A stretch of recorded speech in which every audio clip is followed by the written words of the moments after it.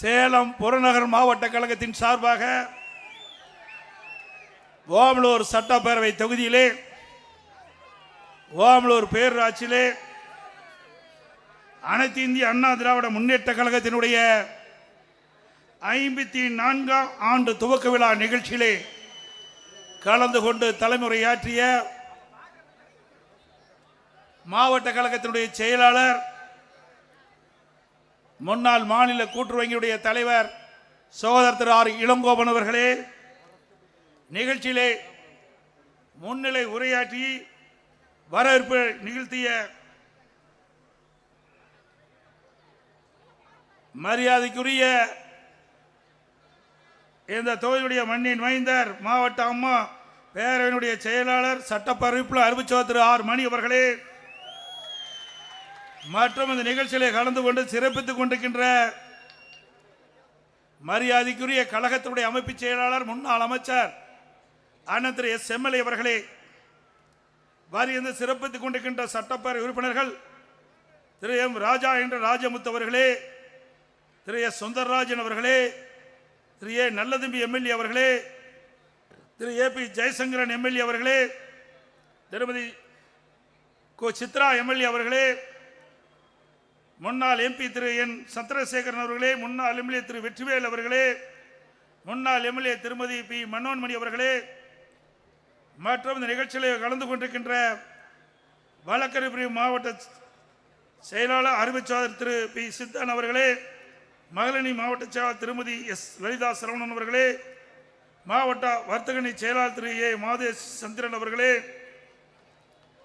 மாவட்ட எம்ஜிஆர் இணை செயலாளர் திரு எம்டிவி அருண் அவர்களே, தகவல் தொழில் பிரிவு மாவட்ட செயலாளர் திரு ஜெயகாந்தன் அவர்களே, மாவட்ட அண்ணா தொழிற்சங்க செயலாளர் திரு சித்ராஜ் அவர்களே, விவசாய பிரிவு மாவட்ட செயலாளர் திரு ஆர் ரமேஷ் அவர்களே, இளைஞர் இளம்பெண்கள் பாசறை மாவட்ட செயலாளர் திரு ஏ ராஜராஜ சோழன் அவர்களே, மருத்துவமனை மாவட்ட செயலாளர் திரு doctor R P Ram Prasad அவர்களே, சிறுபான்மை நல பிரிவு செயலாளர் அறிவிச்சார் பி மஹபூல் பாஷா அவர்களே, கைத்தறி பிரிவு மாவட்ட செயலாளர் திரு ஜி வினோத்குமார் அவர்களே, மாவட்ட மாணவ செயலாளர் திரு சி கௌசிராஜ் அவர்களே, மற்றும் இந்த சிறப்பான நிகழ்ச்சியில் கலந்து கொண்டு சிறப்பித்துக் கொண்டிருக்கின்ற ஓமலூர் சட்டமன்ற தொகுதிக்குட்பட்ட ஓமலூர் தெற்கு ஒன்றியச்சாளர் திரு செந்தில்குமார் அவர்களே, வடக்கு ஒன்றியச்சாளர் திரு விமல்ராஜ் அவர்களே, மேற்கு ஒன்றியச்சாளர் திரு SSKR ராஜேந்திரன் அவர்களே, தாரமலை வடக்கு ஒன்றியச்சாளர் திரு SNR மணிமுத்து அவர்களே, காடையாம்பட்டி மேற்கு ஒன்றியச்சாளர் திரு PV சித்தேஸ்வரன் அவர்களே,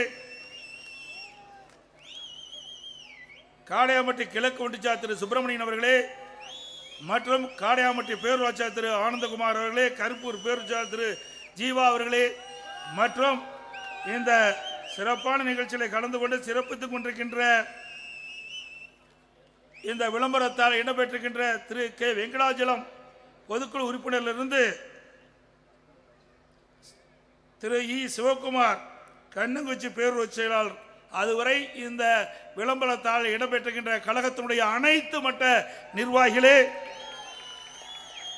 இறுதியாக நன்றி உரை ஆற்றிருக்கின்ற பேரூர் ஓமலூர் பேரூர் கழகத்துடைய செயலாளர் சகோதரன் சரவணன் அவர்களே, இந்த நிகழ்ச்சிக்கு திரளாக வந்து கலந்து கொண்டு சிறப்பித்துக் கொண்டிருக்கின்ற அனைத்து இந்திய அண்ணா திராவிட முன்னேற்ற கழகத்திலே பல்வேறு பொறுப்புகளை இருக்கின்ற நிர்வாகிகளே, முன்னாள் உள்ளாட்சி பிரதிநிதிகளே, வாரியந்து சிறப்பித்துக் கொண்டிருக்கின்ற முன்னாள் கூட்டுறவு நிர்வாகிகளே, வாரியந்து சிறப்பித்துக் கொண்டிருக்கின்ற பெரியோர்களை, தாய்மார்களை, விவசாயிகளை, விவசாய தொழிலாளிகளே, பெரியோர்களை, தாய்மார்களே, பத்திரிகையாளர் ஊடகங்களே, மகளிரை சேர்ந்த சகோதரிகளே, இளைஞர் வட்டாளங்களே, அனைவருக்கும் என்னுடைய முதற்கண் நன்றி கலந்த வணக்கம்.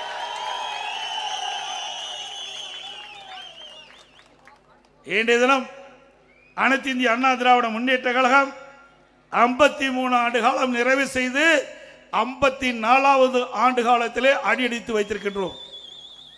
இந்த 54வது ஆண்டு துவக்க விழா என்பது ஒரு சிறப்பு வாய்ந்த விழாவாக இருக்கின்றது. ஏனென்று சொன்னால் அடுத்த ஆண்டு நடைபெறுகின்ற 26ஆம் ஆண்டு நடைபெறுகின்ற சட்டமன்ற பொதுத் தேர்தலில் அனைத்து இந்திய அண்ணா திராவிட முன்னேற்ற கழகம் வெற்றி பெற்று ஆட்சி அமைக்கின்ற ஆண்டு. அதனால 54ஆம் ஆண்டு அண்ணா திமுகவுக்கு ஒரு மகிழ்ச்சியான ஆண்டாக இருக்கும். இருக்கும். இன்றைக்கு அனைத்து இந்திய அண்ணா திராவிட முன்னேற்ற கழகம் துவங்கப்பட்டு 53 ஆண்டு காலம் நிறைவு செய்து 54வது ஆண்டு காலம் அடியெடுத்து வைத்துக் கொண்டிருக்கின்றோம். பொன்மனச்சம்பல் புரட்சி தலைவர் எம்ஜிஆர் அவர்கள் இந்த இயக்கத்தை தொடங்கினார். திராவிட முன்னேற்ற கழகத்திலிருந்து நம்முடைய பொன்மனச்சம்பல் புரட்சி தலைவர் எம்ஜிஆர் அவர்களை நீக்கிய போது 1972 அக்டோபர் 17 அண்ணா திமுகவை தொடங்கினார் நம்முடைய தலைவர் புரட்சி தலைவர் எம்ஜிஆர் அவர்கள். இன்றைக்கு திரு கருணாநிதி அவர்கள் பேர் அண்ணாவில் கண்ட கனவை மாறாக நடந்து கொண்ட காரணத்தினாலே பேர் அண்ணா கண்ட கனவை நனவாக்க வேண்டும் என்ற அடிப்படையிலே நம்முடைய தலைவர் புரட்சி தலைவர் எம்ஜிஆர் அவர்கள் இந்த அண்ணா திமுகவை தொடங்கினார். அவர் நீக்கப்பட்ட போது தமிழ்நாடு முழுவதும் போர்க்களமாக மாறியது. எங்கே பார்த்தாலும் ஆர்ப்பாட்டம், சாலை மறியல், அந்த அளவுக்கு மகிழ்ச்சியுடைய எழுச்சி பார்க்கப்பட்டது, மக்களுடைய எழுச்சி பார்க்கப்பட்டது. அப்படி தானாக எழுச்சி பெற்ற இயக்கம் அண்ணா திமுக இயக்கம். அதோடு பொன்மனச்சம்பல் புரட்சி தலைவர் எம்ஜிஆர் அவர்கள் 1972 ஆண்டு இந்த இயக்கத்தை தோற்றுவித்த பிறகு அவர் சட்டமன்றத்திலே பேசிக் கொண்டிருந்த பொழுது அவருடைய சட்டமன்ற மைக் துண்டிக்கப்பட்டது. அவர் மீது சட்டமன்றத்தில் வைக்கப்பட்டிருக்கின்ற அந்த பேப்பர் வெயிட் அவர் மீது வீசி எரிந்து தாக்கப்பட்டது. சட்டமன்றத்தில் வைக்கப்பட்ட புத்தகங்கள் அவர் மீது வீசி எறிந்து தாக்கப்பட்டது. அப்பொழுதும் பொன்மனச்சம்பல் புரட்சி தலைவர் எம்ஜிஆர் தன்னுடைய பேச்சை நிறுத்தவில்லை. அப்பொழுது குறிப்பிட்டார், சட்டமன்றம் செத்துவிட்டது, மீண்டும் இந்த ராமச்சந்திரன் சட்டமன்றத்திலே நுழைகின்ற பொழுது தமிழ்நாட்டு மக்களுடைய பேராதரவை பெற்று தமிழகத்துடைய முதலமைச்சராக நுழைவேன் என்று சபதம் ஏற்றார். அந்த சபதத்தின் அடிப்படையிலே மக்களை சந்தித்தார், வெற்றி பெற்றார். முதலமைச்சராக சட்டமன்றத்திலே நுழைந்த பெருமை நம்முடைய தலைவரை சாரும். அதே போல பேர் அண்ணாவிடத்திலே நம்முடைய இதயம் புரட்சி தலைவர் எம்ஜிஆர் அவர்கள் தேர்தல் நிதி கொடுப்பேன் என்று சொன்னபோது பேர் அண்ணா அவர்கள், நீங்கள் கொடுக்கின்ற சில லட்சம் பல லட்சம் போதாது, உங்களுடைய முகத்தை காட்டினால் போதும், பல லட்சம் வாக்குகள் கிடைக்கும் என்றார். அப்பொழுதே மக்களுடைய செல்வாக்கு எந்த அளவுக்கு இருக்கின்றது என்பதை நாம் உணர வேண்டும். அவருடைய மறைவுக்கு பிறகு நம்முடைய இயக்கம் இரண்டாக பிளந்தது. ஒரு பக்கம் சேவல், ஒரு பக்கம் புறா. பிரிந்த இயக்கத்தை ஒன்றாக சேர்த்திய பெருமை நம்முடைய இதயம் புரட்சி தலைவர் அம்மாவை சாரும். இந்தியாவில் எத்தனையோ இயக்கம் இருந்தது. காங்கிரஸ் பிரிந்தது, ஒன்றா சேரல. கம்யூனிஸ்ட் பிரிஞ்சது, ஒன்றா சேரல. திமுக பிரிந்தது, ஒன்றாக சேரவில்லை. ஆனால் அனைத்து இந்திய அண்ணா திராவிட முன்னேற்ற கழகம் பிரிந்த இயக்கத்தை ஒன்றாக சேர்த்திய பெருமை மாண்பு இதயம் புரட்சி தலைவர் அம்மாவை சாரும். 1900 அப்பொழுது நம்முடைய இதயம் புரட்சி தலைவர் எம்ஜிஆர் அவர்கள் இதயம் புரட்சி தலைவி அம்மாவுக்கு கொள்கை பரப்பு செயலாளராக பொறுப்பை கொடுத்து தமிழ்நாடு முழுவதும் சூறாவளி சுற்றுப்பயணம் செய்து மக்களுடைய செல்வாக்கை பெற்ற தலைவி புரட்சி தலைவி அம்மா. புரட்சி தலைவர் எம்ஜிஆர் அவர்கள் இருக்கின்ற பொழுது அனைத்து இந்திய அண்ணா திராவிட முன்னேற்ற கழகத்தை நிர்வகிக்கக்கூடிய திறமை அம்மாவிடத்தில் இருப்பதாக கண்டு அந்த கொள்கை பரப்பு செயலாளரை கொடுத்து இன்றைக்கு தனக்கு பின்னாலே இந்த இயக்கத்தை கட்டி காக்கக்கூடிய பொறுப்பை அம்மாவிடத்திலே அன்றைய தினமே புரட்சி தலைவர் எம்ஜிஆர் அம்மாவை கண்டுபிடித்து ஒப்படைத்தார்கள். அதுக்கு பிறகு இரண்டாக இயக்கம் பிரிந்தபோது ஒரு பக்கம் புறா, ஒரு பக்கம் சேவல். அம்மா தலைமையிலே நாங்கள் இருந்தோம். சில பேர் திரு ஜானகி அம்மா பக்கம் இருந்தாங்க. அப்பொழுது சுமார் 29 பேர்கள் வெற்றி பெற்றோம். முதலிலே 27, பிறகு ஒன்றாக இணைந்த பிறகு 2, 29 பேர் வெற்றி பெற்றோம். இதே புரட்சி தலைவி அம்மா அவர்கள் எதிர்க்கட்சி தலைவராக இருந்தார். அப்பொழுது சட்டமன்றத்தில் பேசிக் கொண்டிருந்த பொழுது பெண் என்றும் பாராமல் ஒரு எதிர்க்கட்சி தலைவர் என்று பாராமல் ஒரு சட்டமீற்ற மாமன்றத்திலேயே ஒரு முதலமைச்சர் திரு கருணாநிதி அமர்ந்திருக்கின்ற பொழுது, அப்பொழுது நானும் மாண்புமிகு அம்மா அவர்களுடைய கருணையால் நான் எடப்பாடி சட்டமன்றத்திலே வெற்றி பெற்று, சேவல் சின்னத்திலே வெற்றி பெற்று அம்மாவோடு பணியாற்றக்கூடிய சந்தர்ப்பம் எனக்கு கிடைத்தது. இன்றும் என் கண் எதிரே இந்த காட்சி இருந்து கொண்டிருக்கின்றது. அப்பொழுது அம்மா சட்டமன்றத்திலே பேசிக் கொண்டிருந்த பொழுது திடீரென்று அம்மா மீது தாக்குதல் தொடர்ந்தார்கள். புத்தகத்தை வீசி எறிந்து அம்மாவை தாக்கினார்கள். சில சட்டமன்ற உறுப்பினர்கள், சில அமைச்சர்கள் அம்மாவை தாக்கினார்கள். அம்மா தலைமுடியை பிடித்து இழுத்தார்கள், அம்மா சேலை பிடித்து இழுத்தார்கள். அப்படிப்பட்ட கோர காட்சி சட்டமீற்ற மாமன்றத்திலே நடைபெற்றுகின்ற நிகழ்வு. இப்படிப்பட்டவர்களெல்லாம் ஆட்சிக்கு வந்தால் எப்படி இருக்கும் என்பதை நாம் உணர வேண்டும். ஒரு பெண் என்று பாராமல், பிரதான எதிர்க்கட்சி தலைவர் என்று பாராமல், சட்டமீற்ற மாமன்றத்தில் இப்படிப்பட்ட ஒரு கோர காட்சி திமுக ஆட்சியிலே நடைபெற்றது. அப்பொழுது நம்முடைய இதயம் புரட்சி தலைவி அம்மா அவர்கள் சபதமேற்றார்கள். மீண்டும் இந்த சட்டமன்றத்துக்கு நுழைகின்ற பொழுது பொதுமக்களை சந்தித்து நியாயம் கேட்டு பொதுமக்கள் ஆதரவோடு நான் வெற்றி பெற்று தமிழகத்தினுடைய முதலமைச்சராக சட்டமன்றத்தில் நுழைவேன் என்று சபதமேற்றார். அதே போல மக்களை சந்தித்தார், நியாயம் கேட்டார், அது இடங்களே வெற்றி பெற்றார். தமிழகத்தினுடைய முதலமைச்சராக சட்டமன்றத்திலே நுழைந்தார். அதுதான் அனைத்து இந்திய அண்ணா திராவிட முன்னேற்ற வரலாறு. அதே போல அம்மா மறைவுக்கு பிறகு எவ்வளவு பிரச்சனையை நாம் சந்தித்தோம். ஒன்றா இரண்டா, இதுவரை பிரச்சனை சந்தித்துக் கொண்டிருக்கின்றோம். பொன்மனச்செம்மல் புரட்சி தலைவர் எம்ஜிஆர் 1972 அக்டோபர் 17 இந்த இயக்கத்தை தோற்றுவித்ததிலிருந்து இன்று வரை அனைத்து இந்திய அண்ணா திராவிட முன்னேற்ற கழகம் பல்வேறு சோதனைகளை சந்தித்துக் கொண்டிருக்கிறது. அத்தனை சோதனைகளும் தவிடுபடியாக்கி அதை வெற்றி படிக்கட்டாக்கி இன்றைக்கு தலை நிமிர்ந்து இருக்கின்ற ஒரே கட்சி அனைத்து இந்திய அண்ணா திராவிட முன்னேற்ற கழக கட்சி. இன்றைக்கு இந்தியாவிலும் சரி தமிழகத்திலும் சரி எத்தனையோ இயக்கங்கள் இருக்கின்றன.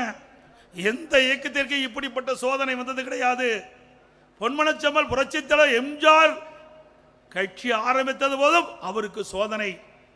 இதை புரட்சி தலைவி அம்மாவர்கள் புரட்சி தலைவர் மறைவுக்கு பிறகு அவர் தலைமை ஏற்று இந்த கட்சி நடத்த போதும் அவருக்கு சோதனை.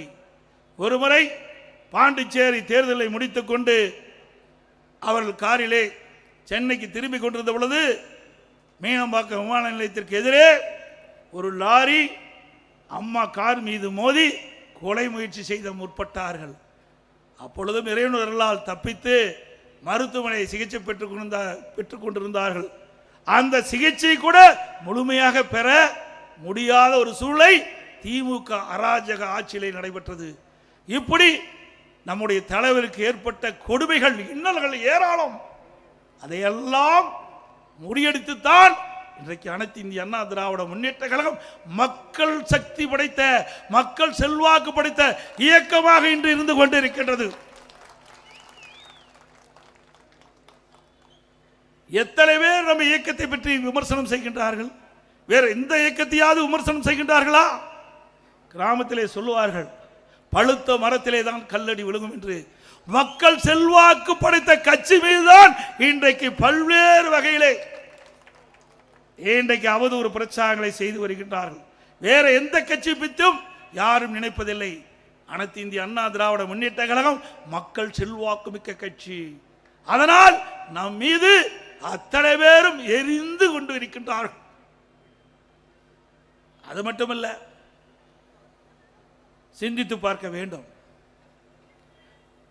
அம்மா அவர்கள் மறைவுக்கு பிறகு நான் முதலமைச்சராக பொறுப்பேற்கின்ற பொழுது மேதகு ஆளுநர் அவர்கள் சட்டமன்றத்திலே பெரும்பான்மை நிரூபிக்க வேண்டும் என்று ஆணை பிறப்பித்து, அந்த ஆணையின்படி சட்டப்பேரவை தலைவர்கள் என்னிடத்திலே நீங்கள் சட்டமன்றத்திலே பெரும்பான்மை நிரூபிக்க வேண்டும் என்று கேட்டுக்கொண்டார். அதன்படி சட்டப்பேரவை தலைவருடைய அறிவிப்புக்கிணங்க சட்டமன்றம் கூட்டப்பட்டது. சட்டமன்றத்திலே பெரும்பான்மை நிரூபிக்கின்ற பொழுது இன்றைய முதலமைச்சர் அன்றைக்கு எதிர்க்கட்சி தலைவராக இருந்தார். அப்பொழுது நடந்த சம்பவம் எல்லா தொலைக்காட்சியில் நீங்கள் பார்த்திருப்பீர்கள். எந்த மாநிலத்திலும் இல்லாத அளவிற்கு நான் பெரும்பான்மையை நிரூபிக்கின்ற அந்த காலகட்டத்தில் சட்டப்பேரவை தலைவரை அந்த புனித நாற்காலியிலிருந்து கீழே இழுத்து தள்ளி அவருடைய மைக்கை உடைக்கப்பட்டு அவருடைய மேஜைகள் உடைக்கப்பட்டு அந்த ஆசனத்திலே நாற்காலியிலே அமர்ந்து காட்சி அளித்தார்கள் திமுக கட்சியை சேர்ந்த சட்டமன்ற உறுப்பினர்கள். அது மட்டுமல்ல, நான் முதலமைச்சராக தேர்ந்தெடுத்து அவையிலே அமர்ந்திருக்கின்றேன். அமைச்சர் சகாக்கள் அமர்ந்திருக்கின்றார்கள். அவர் மேஜையின் மீது ஏறி நடனமாடினார்கள் திமுக சட்டமன்ற உறுப்பினர். இப்படி கேவலமான செயலில் ஈடுபட்ட கட்சி திமுக கட்சி என்பதை நாம் உணர வேண்டும். இவர்கள் எப்படி நாட்டு மக்களுக்கு நன்மை செய்வார்கள்? ஒரு சட்டமன்ற மாமன்றத்திலே இப்படிப்பட்ட கேவலமான முறையில் நடந்து கொண்ட கட்சி திமுக கட்சி. அதுக்கு பிறகு பெரும்பான்மை நிரூபிக்கப்பட்டது. அது தாக்கு பிடிக்க முடியாமல், அதை தாங்கிக் கொள்ள முடியாமல் திரு ஸ்டாலின் அவர்கள் வெளியிலே வந்து சட்டையை கிழித்துக் கொண்டு வெளியிலே வந்தார். சட்டை கிழித்துக் கொண்டு வந்தால் என்றால் என்ன என்று பொருள் உங்களுக்கே தெரியும். சட்டை யார் கிழித்துக் கொள்வார்? அதுதான். அதேபோல் 2026 சட்டமன்ற தேர்தலும் அண்ணா திமுக பெரும்பான்மையான இடங்களிலே வெற்றி பெற்று ஆட்சி அமைக்கும். அதே நிலையிலே தான் ஸ்டாலின் இருப்பார்.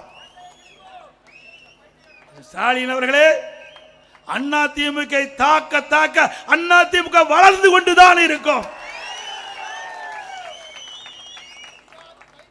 இன்றைக்கு ஆட்சி பொறுப்பேற்று 4.5 ஆண்டு காலம் நிறைவேற்று பெற்றுவிட்டது. இந்த 4.5 ஆண்டு திராவிட முன்னேற்ற கழக ஆட்சியில் என்ன சாதனை படைத்தீர்கள் தமிழ்நாட்டு மக்களுக்கு சிந்தித்து பாருங்கள். அனைத்து இந்திய அண்ணா திராவிட முன்னேற்ற கழக ஆட்சியிலே கொண்டு வரப்பட்ட திட்டம், முடிக்கப்பட்ட திட்டத்தை தான் நீங்கள் ரிப்பன் கட்டி அதை கட் பண்ணி திறந்து வைத்துக் கொண்டிருக்கிறீர்கள். வேற என்ன சாதனை செய்தீர்கள்? இந்த 4.5 ஆண்டு காலம் வீணடிக்கப்பட்டு விட்டது. 4.5 ஆண்டு காலத்திலே துறை வாரியாக லஞ்ச ஊழல் நிறைந்து விட்டது. எல்லா துறையிலும் லஞ்சம் இல்லாத துறையே கிடையாது. இந்தியாவிலேயே ஊழல் நிறைந்த மாநிலம் என்றால் அது தமிழ்நாடு தான் என்று சொல்லுகின்ற அளவுக்கு ஒரு மிக மோசமான கேவலமான ஆட்சி தமிழகத்தில் நடைபெற்றுக் கொண்டிருக்கின்றது. சிந்தித்து பார்க்க வேண்டும். மக்களை பற்றி சிந்திப்பதற்கு நேரம் இல்லை. குடும்பத்தை பற்றி சிந்திக்கின்ற முதலமைச்சர் தான் இன்றைய முதலமைச்சர். திமுக என்றால் குடும்பம், குடும்பம் என்றால் திமுக. அது ஒரு கட்சி அல்ல, ஒரு கார்ப்பரேட் கம்பெனி. இன்றைக்கு தமிழகத்திலே குடும்ப ஆட்சி நடைபெற்றுக் கொண்டிருக்கின்றது. தமிழகத்திற்கு 4 முதலமைச்சர் இருக்கின்றார்கள், 4 அதிகார மையம் இருக்கின்றது. 1 திரு ஸ்டாலின், 2 உதயநிதி ஸ்டாலின், பிறகு திரு ஸ்டாலினுடைய மனைவி, பிறகு அருமையா சொல்றீங்க, நம்மை விட மக்கள் தெளிவா இருக்கிறாங்க. 4 அதிகார மையங்கள் தமிழகத்தை ஆட்டி படைத்துக் கொண்டிருக்கின்றது. வீட்டு மக்களை பற்றி சிந்திக்கக்கூடிய முதலமைச்சர் ஸ்டாலின் அவர்கள். 4 அதிகார மையங்களும் இன்னைக்கு மக்களை ஆட்டி படைத்துக் கொண்டிருக்கின்றது. அதனால்தான் லஞ்ச லாவண்யம் இன்றைக்கு தாண்டவம் ஆடிக் கொண்டிருக்கின்றது. இன்றைக்கு திராவிட முன்னேற்ற கழக அமைச்சரவையில் இடம்பெற்றிருந்த நிதி அமைச்சராக இருந்த திரு பழனிவேல் தியாகராஜன் ஒரு கருத்தை சொன்னார். எல்லா ஆடியோலையும் வந்தது. இதுவரைக்கும் ஸ்டாலின் மறுக்கல, எதிர்ப்பு தெரிவிக்கல. அப்பொழுது அவர் அந்த ஆடியோவில் வெளியிட்ட கருத்து, திரு உதயநிதி ஸ்டாலின் அவர்களும் திரு சபரீசன் அவர்களும் சுமார் 30,000 கோடியை கையிலே வைத்துக் கொண்டு என்ன செய்வது என்று தடுமாறிக்கொண்டிருக்கிறார் என்று செய்தி வலைதளத்திலே வந்தது. ஆக கொள்ளையடிப்பதுதான் அவருடைய குறிக்கோள். ஒரு அமைச்சர் திமுக அமைச்சராக இடம்பெற்றிருக்கின்ற ஒரு அமைச்சர் சொல்லுகிறார் என்று சொன்னால் அது உண்மைதானே? எதிர்க்கட்சி சொன்னா வேண்டுமென்றே திட்டமிட்டு சொல்லுகிறார் என்று சொல்லலாம்.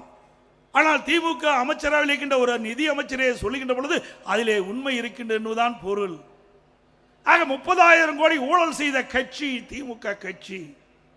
அதை வைத்துக் கொண்டுதான் வருகின்ற தேர்தலிலே வாக்குகளுக்கு பல ஆயிரத்தை கொடுத்து வாக்குகளை பெற்றுள்ளலாம் என்று எண்ணிக்கொண்டிருக்கின்றார் திரு ஸ்டாலின் அவர்களே. தமிழ்நாட்டு மக்களை பொறுத்த வரைக்கும் விழிப்புணர்வு உள்ள மக்கள், அறிவு கூர்மை உள்ள மக்கள், யார் ஆட்சிக்கு வர வேண்டும் யார் வரக்கூடாது என்று தீர்மானிக்கக்கூடிய சக்தி படைத்த மக்கள். கொள்ளையடிக்கின்ற கட்சி தேவையா சொல்லுங்க? கொள்ளையடிக்கின்ற கட்சி ஆட்சியில் இருக்க வேணுமா? அது மட்டுமல்ல, குடும்ப அரசியல், வாரிசு அரசியல்.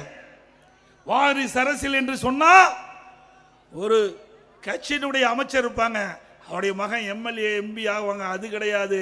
அடுத்த ஆண்டு அவர் குடும்பத்தில் யார் வேணாலும் ஆகலாம், ஆகாதையும் போகலாம். ஆனா வாரிசு அரசியல் என்பது அந்த கட்சிக்கு தலைமை பொறுப்பேற்கின்றவர் தான் வாரிசு அரசியல். திரு கருணாநிதி இருந்தார், அதுக்கு பிறகு ஸ்டாலின் அவர்கள், அதுக்கு பிறகு உதயநிதி ஸ்டாலினை கொண்டு வருவதற்கு முயற்சி செய்கின்றார். அவருக்கு பிறகு இன்பநிதி வருவதற்கும் இன்றைக்கு பிள்ளையார் சொல்லி போட்டுக்கிறாங்க. ஆக திரு கருணாநிதி குடும்பம் என்ன அரச பரம்பரை குடும்பமா? இவர் தான் ஆட்சிக்கு வர வேண்டுமா? இவர் குடும்பத்தை சேர்ந்தவர்கள் தான் முதலமைச்சராக இருக்க வேணுமா? இங்க இருக்கின்ற யாராவது ஒருத்தர் ஆனா என்ன மக்களை பாதுகாக்க முடியாதா? வரக்கூடாதா? இது ஜனநாயக நாடு. மேடையில் இருக்கின்றவர்கள் யார் வேணாலும் வரலாம். இங்க இருக்கின்றவர்கள் யார் வேணாலும் தமிழகத்தினுடைய முதலமைச்சராக வருவதற்கு தகுதி இருக்குது. ஆனா திமுகவில் மட்டும்தான் திரு கருணாநிதி குடும்பத்தை தவிர எவரும் வர முடியாது. அனைத்து இந்திய அண்ணா திராவிட முன்னேற்ற கழகம் ஒரு ஜனநாயக நீதி உள்ள கட்சி. ஒரு சாதாரண தொண்டன் கூட இந்த இயக்கத்திற்கு பொதுச் செயலாளராக வர முடியும். சாதாரண தொண்டன் கூட எம்எல்ஏ ஆக முடியும், எம்பி ஆக முடியும், அமைச்சர் ஆக முடியும், ஏன் முதலமைச்சரே ஆக முடியும். அண்ணா திமுகவில் மட்டும்தான், வேற எந்த கட்சியிலும் ஆக முடியாது. அப்படி பொன்மன செம்மல் புரட்சி தலைவர் எம்ஜிஆர், புரட்சி தலைவி அம்மா இருவரும் தலைவர்கள் நம்மை வளர்த்து ஆளாக்கியிருக்கின்றார்கள். அப்படி உயிரோட்டம் உள்ள கட்சி அனைத்து இந்திய அண்ணா திராவிட முன்னேற்ற கழக கட்சி. இந்த இயக்கத்தை எந்த கொம்பனாலும் அசைக்கவோ ஆட்டவோ முடியாது.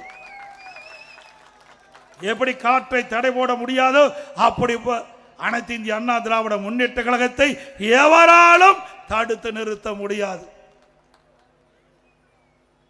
அது மட்டுமல்ல, ஸ்டாலின் அவர்கள் உதயநிதி ஸ்டாலின் அவர்களை முதலிலே சட்டமன்ற உறுப்பினர் ஆக்கினார், பிறகு அமைச்சராக்கினார், இப்பொழுது துணை முதலமைச்சர் ஆக்கியிருக்கின்றார். அந்த கட்சியில் உழைத்தவர்கள் யாரும் இல்லையா? எத்தனை பேர் மூத்த தலைவர் இருக்கின்றார்கள். எப்பொழுது பார்த்தாலும் ஸ்டாலின் பேசுவார். எமர்ஜென்சியில் மிசா சட்டத்திலே நான் சிறையிலே இருந்தேன் என்று சொல்லுவார். அதேபோல் அவரை விட மூத்த அமைச்சர்கள், திராவிட முன்னேற்ற கழகத்துக்காக உழைத்தவர்கள், பல முறை சிறை சென்றவர்கள், திராவிட முன்னேற்ற கழகத்திற்கு வெற்றி வாய்ப்பு பெறக்கூடிய அளவிற்கு உழைப்பு கொடுத்தவர்கள், அந்த மூத்த தலைவர் இருக்கின்ற வரிசையிலே திரு உதயநிதி ஸ்டாலின் திரு கருணாநிதியுடைய பேரன் திரு ஸ்டாலினுடைய மகன் என்ற ஒரே தகுதி தான் இருக்குது. வேற என்ன தகுதி இருக்குது? என்றைக்காவது சிறைக்கு போனது உண்டா? மக்களுக்காக போராட்டம் நடத்தது உண்டா? எதுவுமே கிடையாது. திரு கருணாநிதி குடும்பத்திலே பிறந்த என்ற ஒரே காரணத்திற்காக துணை அமைச்சராக்கியிருக்கிறார்கள். அந்த கட்சியிலே மற்றவர்களுக்கு இடம் கிடையாது. திரு கருணாநிதி குடும்பத்திலே பிறந்தவர்கள் தான் அந்த கட்சிக்கு தலைவராக முடியும். அந்த கட்சி வெற்றி பெற முடியாது. வெற்றி பெற்றாலும் உயர்ந்த இடத்துக்கு வர முடியும். இங்கதான் எப்படின்னா டெல்லியிலையும் அதே மாதிரி தான். திரு கருணாநிதி குடும்பத்தை சேர்ந்தவர் நாடாளுமன்றத்தில் வெற்றி பெற்றால் அங்க மத்திய அமைச்சராக வர முடியும். திரு கருணாநிதி மகன் திரு அழகிரி அங்கே அமைச்சராக்கப்பட்டார். திரு தயாநிதி மாறன் அங்கே அமைச்சராக்கப்பட்டார். இப்பொழுது திருமதி கனிமொழி நாடாளுமன்றத்திலே நாடாளுமன்ற குழு தலைவராக இருக்கின்றார். மூத்த நாடாளுமன்ற உறுப்பினர் இருந்தாலும் கூட அவரையெல்லாம் ஒதுக்கி வைத்துவிட்டு திரு கருணாநிதி குடும்பத்தை சேர்ந்த திரு கனிமொழி தான் அங்கேயும் அந்த பொறுப்பை கொடுத்து ஒப்படைத்திருக்கின்றார்கள். அதாவது குடும்ப கட்சி. என்று நிறுவனமாகிவிட்டது. அனைத்து இந்திய அண்ணா திராவிட முன்னேற்ற கழகத்தை பொறுத்த வரைக்கும் இன்றைக்கு ஏழை எளிய ஒடுக்கப்பட்ட நசுக்கப்பட்ட கடை கோட்டரிக்கின்ற மக்களுக்கு என்ன திட்டங்கள் வேணுமோ அதை நிறைவேற்றுகின்ற கட்சி ஆட்சி அதிமுக. அதனாலதான் அதிமுகவை எவராலையும் எதுவும் செய்ய முடியல. இன்றைக்கு ஸ்டாலின் அவர்கள் எவ்வளவோ அவதாரத்தை எடுத்து பார்த்தார். நான் முதலமைச்சராக பொறுப்பேற்றது இன்று வரை எவ்வளவோ சூழ்ச்சி செய்து பார்த்தார். அத்தனை சூழ்ச்சியும் இங்க இருக்கின்ற கழக நிர்வாகிகள் தொண்டர் பொதுமக்களோடு சொக்கு நூறாக்கி தூள் தூளாக்கி அதிமுக பலம் பொருந்திய கட்சி என்று நாம் வைத்துக் கொண்டிருக்கின்றோம். எத்தனை எட்டப்பர்கள் துரோகிகள் இந்த இயக்கத்திலே நம்ம வீழ்த்த, நம்மோடு இருந்து நம்மை வீழ்த்த முற்பட்டார்கள். அத்தனை பேரையும் நாம் வீழ்த்தி அதிமுக தலை நிமிர்ந்து நிற்கின்றது. இன்றைக்கு ஸ்டாலின் அவர்கள் ஆட்சியிலே எவ்வளவு கொடுமைகள் எழுந்துள்ளது என்பதை எண்ணி பார்க்க வேண்டும். இன்றைக்கு சட்ட ஒழுங்கு சந்தி சிரிக்கின்றது. பெண்களுக்கு பாதுகாப்பு இல்லை, சிறுமிக்கு பாதுகாப்பு இல்லை, மூதாட்டிக்கு கூட பாதுகாப்பு இல்லை. அப்படிப்பட்ட அவல ஆட்சி தமிழகத்தில் நடைபெற்றுக் கொண்டிருக்கின்றது. ஆனால் ஸ்டாலின் சொல்கிறார், இந்தியாவிலேயே தமிழகம்தான் சிறந்த மாநிலம், சிறந்த நிர்வாக திறமை உள்ள மாநிலம் என்று சொல்கிறார். திரு ஸ்டாலின் அவர்களே, உங்களுடைய ஆட்சியில் அதிமுக ஆட்சியில் சிறந்த ஆட்சி கொடுத்தோம். உங்களுடைய ஆட்சியில் இந்த ஒரு 4-5 நாட்களுக்கு முன்பு கோவையிலே நடந்த ஒரு மிக மோசமான கொடுமையான நிகழ்வு. ஒரு கல்லூரி மாணவியும் ஒரு ஆண் நண்பரும் ஒரு காரிலே பேசிக் கொண்டிருந்த பொழுது போதை ஆசாமிகள் அந்த ஆண் நண்பரை அடித்து கீழே தள்ளிவிட்டு காரிலே இருந்த அந்த மாணவியை கடத்தி சென்று ஒரு புதருக்குள் மாறி மாறி வன்கொடுமை செய்த, பாலியல் வன்கொடுமை செய்த செய்தி ஊடகத்திலும் பத்திரிகையிலும் வந்தது. இப்படிப்பட்ட ஒரு மோசமான ஆட்சி தமிழகத்திலே நடைபெற்றுக் கொண்டிருக்கின்றது. இன்றைக்கு திமுக இருக்கின்ற திரு RS பாரதி ஒரு கருத்தை சொல்லியிருக்கின்றார். மாலை மலரிலே பார்த்தேன், மாலை முரசல் படித்தலே பார்த்தேன். இன்றைக்கு எதிர்க்கட்சி தலைவர் எடப்பாடி பழனிசாமி திட்டமிட்டு தவறான செய்தியை பரப்பி வருகிறார் என்று குறிப்பிடுகிறார்.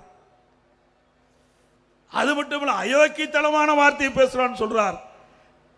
திரு RS பாரதி அவர்களே, உங்களுக்கு வயது முதிர்ந்து விட்டது, புத்தி சரியாக இல்லை என்றுதான் கருதுகிறேன்.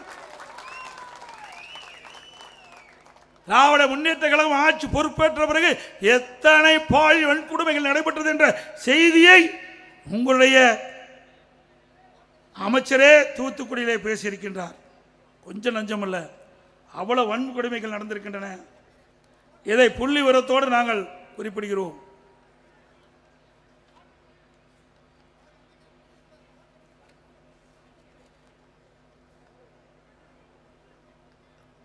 அந்த பாலியல் வன்கொடுமைக்கு ஆளானவர்களுக்கு போக்சோ சட்டத்தில் பாதிக்கப்பட்டவர்களுக்கு 104 கோடி நிவாரணம் வழங்கப்பட்டதாக பெருமையாக சொல்கின்றார் அமைச்சர் அவர்களே. பாலியல் வன்கொடுமை போக்சோ சட்டம் வராத அளவிற்கு தடுத்து நிறுத்தினால் பெருமை, பாதிக்கப்பட்டவர்களுக்கு நிவாரணம் கொடுப்பதால் அது நன்மையாகிவிடாது. ஒரு பாதிப்புக்கு இல்லாமல் மக்களை பாதுகாக்க வேண்டும், பெண்களை பாதுகாக்க வேண்டும், சிறுமிகளை பாதுகாக்க வேண்டும். அதுதான் அதிமுக ஆட்சியிலே நடைபெற்றுக் கொண்டிருந்தது.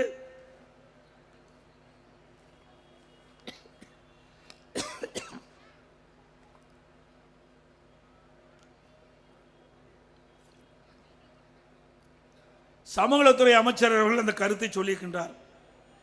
6999 சிறுமிகள் பாலியல் வன்கொடுமைக்கு ஆளாக்கியுள்ளார். அதற்கு 104 கோடி ரூபாய் நிவாரணம் கொடுக்கப்பட்டது என்று சொல்லியிருக்கிறார். ஒரு ஆட்சி பொறுப்பேற்று 4.5 ஆண்டு காலத்தில் 6999 சிறுமிகள் பாலியல் வன்கொடுமைக்கு ஆளாகப்பட்டிருக்கின்றால் ஒரு ஆட்சி, அது ஒரு கேடுகட்ட ஆட்சி. பெண்களுக்கு பாதுகாப்பற்ற ஒரு ஆட்சி, சிறுமிகளுக்கு பாதுகாப்பில்லாத ஒரு ஆட்சி. அப்படி ஒரு மோசமான நிகழ்வு இந்த ஆட்சியிலே நடைபெற்றுக் கொண்டிருக்கின்றதை நாம் எண்ணி வேதனைப்படக்கூடிய சூழ்நிலை இருக்கின்றோம். அது மட்டுமல்ல,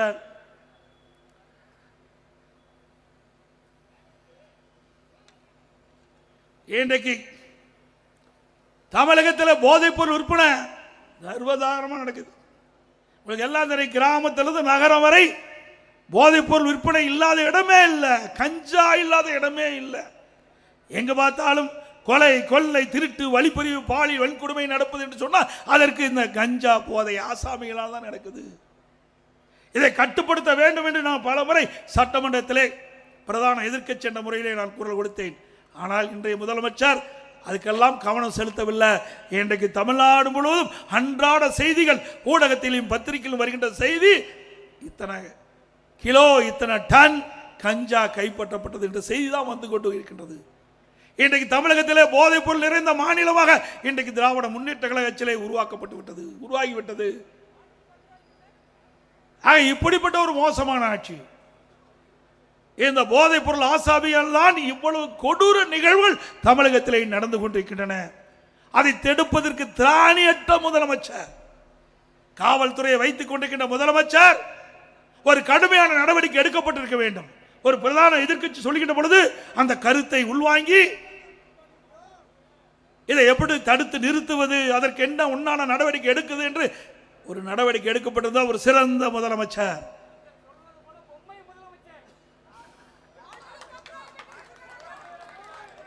சொல்லிட்டார் அவரே பொம்மை முதலமைச்சர். அது மட்டும் இல்ல, அப்போ ஒரு டிஜிபி இருந்தார், அந்த கஞ்சாவை ஒழிப்பேன் என்று 2.0, 3.0, 4.0 ஓ போட்டு ரிட்டையர் ஆகி போயிட்டார். அந்த டிஜிபி கஞ்சா தமிழகத்திலே அறவே ஒழிக்கப்படும் என்று பத்திரிகையிலே செய்தி 2.0, 3.0, 4.0 என்று தினந்தோறும் செய்தி வெளியிட்டு அவர் பணி ஓய்வு பெற்றதுதான் மிச்சம். அது மட்டுமல்ல, இன்றைய தினம் சிந்தித்து பார்க்க வேண்டும். இன்றைக்கு தமிழகத்தில் பொறுப்பு டிஜிபி இருக்கிறாங்க. நிரந்தர டிஜிபி இருந்தாவே தமிழகத்தில் சட்ட ஒழுங்கு சந்திச்சிட்டு இருக்குது. இன்றைக்கு ஒரு டிஜிபி ஓய்வு பெறுவது சொன்னால், ஓய்வு பெறுவதற்கு 3 மாதத்திற்கு முன்பாகவே தமிழ்நாடு அரசு அந்த டிஜிபி யாரெல்லாம் தகுதியார்களோ அந்த பட்டியலை தயாரித்து மத்தியில் இருக்கின்ற யூபிஎஸ்சி, அதாவது மத்திய பணியாளர் தேர்வாணையத்துக்கு அனுப்ப வேணும். அனுப்பவே இல்லை. சட்டத்தை மதிக்கிறது கிடையாது. தனக்கு வேண்டியப்பட்டவர்கள் டிஜிபி ஆக வேண்டும். அதற்காக திராவிட முன்னேற்ற கழக அரசு, திரு ஸ்டாலின் மாடல் அரசு இந்த டிஜிபி ஓய்வு பெறுகின்ற பொழுது 3 மாதத்துக்கு முன்பாக மத்தியில் இருக்கின்ற யூபிஎஸ்சிக்கு அனுப்பல பட்டியல. பிறகு நீதிமன்றம் வரை சென்ற பிறகு ஒரு பட்டியல் அனுப்புறாங்க, யூபிஎஸ்சிக்கு அனுப்புறாங்க. அந்த பட்டியலில் அப்பொழுதும் காலதாமமாகுது. உச்ச நீதிமன்றத்தில் வழக்கு வருது. உச்ச நீதிமன்றம் உடனடியாக தமிழ்நாடு அரசு நிரந்தர டிஜிபியை நியமிக்க வேண்டும் என்று தீர்ப்பளிக்கிறது. அந்த தீர்ப்பின் அடிப்படையில் செயல்படுறாங்க மத்திய தேர்வு பணியாளர் தேர்வாணையம். 3 பேர் கொண்ட ஒரு பட்டியலை மாநில அரசுக்கு அனுப்புறாங்க. அதை அனுப்பியும் கிடப்பில் போட்டாங்க. மீண்டும் ஒரு பொதுநல வழக்கு உச்ச நீதிமன்றத்தில் போடுறாங்க. இன்றைக்கு உச்ச நீதிமன்றம் 3 வாரத்தில் பதில் கொடுக்க வேண்டும் சொல்றாங்க. ஒரு அரசாங்கம் ஒரு டிஜிபி கூட நியமிக்க முடியவில்லை என்று சொன்னால் இது அரசாங்கமா? கேவலமான அரசாங்கம். தனக்கு யார் வேண்டிப்பட்டவர்கள் என்பதை வேண்டிப்பட்டவர்கள் வர வேண்டும் என்பதற்காக ஒரு தகுதியான மூத்த டிஜிபிகளை நியமிக்க இந்த அரசு தயங்குகிறது. வெட்கக்கேடானது. ஒரு அரசாங்கம் சிறப்பாக செயல்பட வேண்டும் என்று சொன்னால் அந்தந்த டிபார்ட்மெண்ட்ல இருக்கின்ற அதிகாரிகள் முறையாக தேர்வு செஞ்சு நியமிக்கப்பட வேண்டும். ஒரு டிஜிபி என்பது சாதாரண விஷயம் இல்லை. சட்டத்தை பாதுகாக்கக்கூடிய பொறுப்பில் இருக்கின்றவர்கள். அப்படிப்பட்ட உயர்ந்த பதவிக்கு குறித்த நேரத்தில் அந்த பணி நிரப்பப்பட வேண்டும். ஆனால் இதுவரை நிரப்பவில்லை. உச்ச நீதிமன்றம் வரை போய் உச்ச நீதிமன்றம் ஆணை பிறப்பிக்கின்றது. இதுவரை நியமிக்கப்பதா அரசாங்கம். இந்த அரசாங்கம் திரு ஸ்டாலின் அவர்களே ஒரு திறமையற்ற முதலமைச்சர், பொம்மை முதலமைச்சர் என்று நீங்கள் நிரூபித்து காட்டிக் கொண்டிருக்கின்றீர்கள். அப்புறம் இங்க அருமை சகோதரர் சொன்ன 10 ரூபாய்,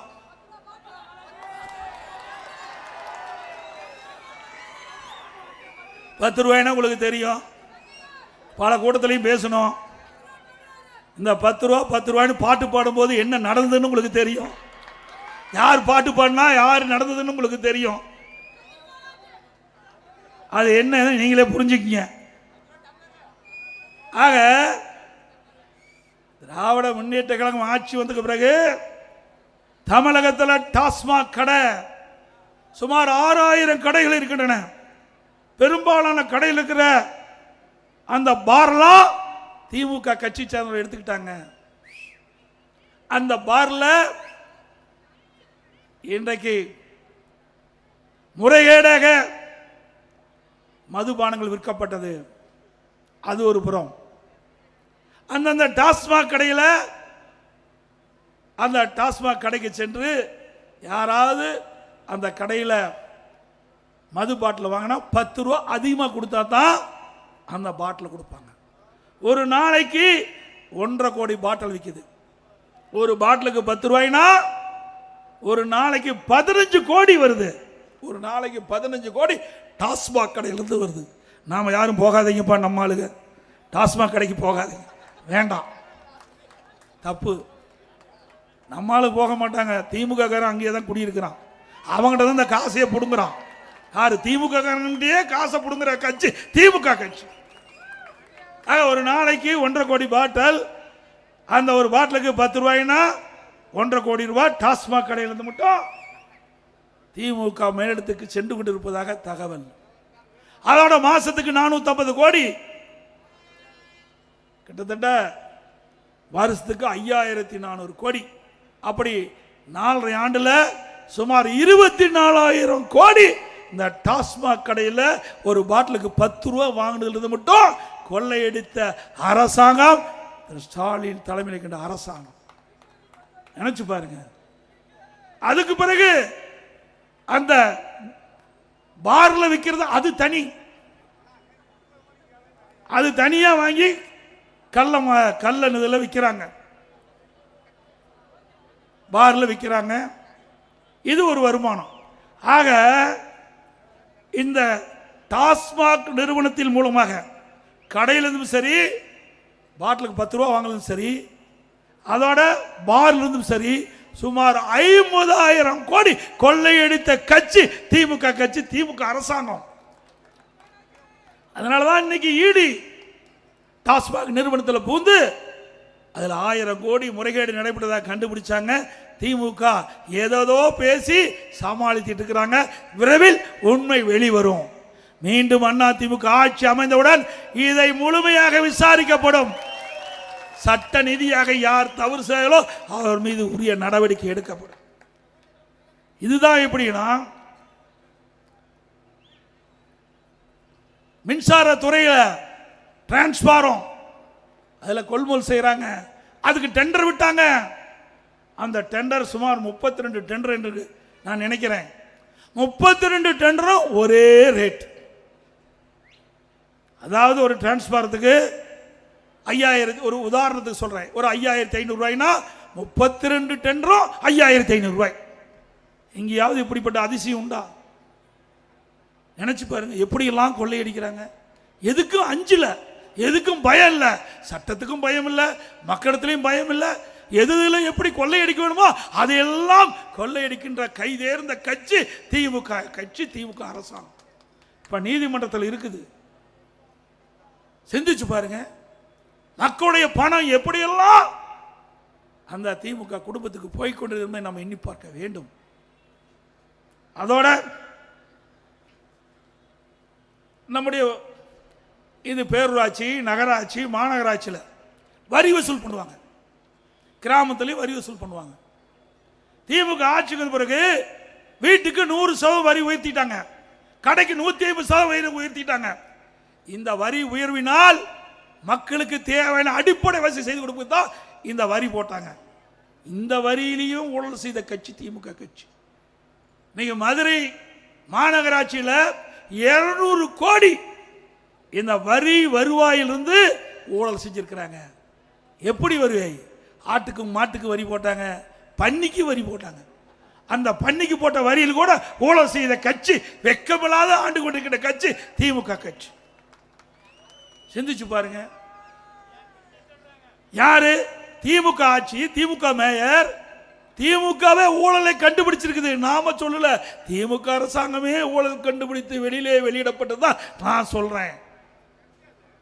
அது மட்டுமல்ல, அந்த மாநகராட்சியில் இருக்கின்ற அந்த 5 மண்டல குழு தலைவர் ராஜினாமா, நிலைக்குழு உறுப்பினர் 2 பேர், அந்த குழு 2 பேர் ராஜினாமா. அந்த மேயர் இப்ப ராஜினாமா செஞ்சிட்டாங்க. இன்ன வரைக்கும் மேயரை எடுக்க முடியல, தேர்ந்தெடுக்க முடியல.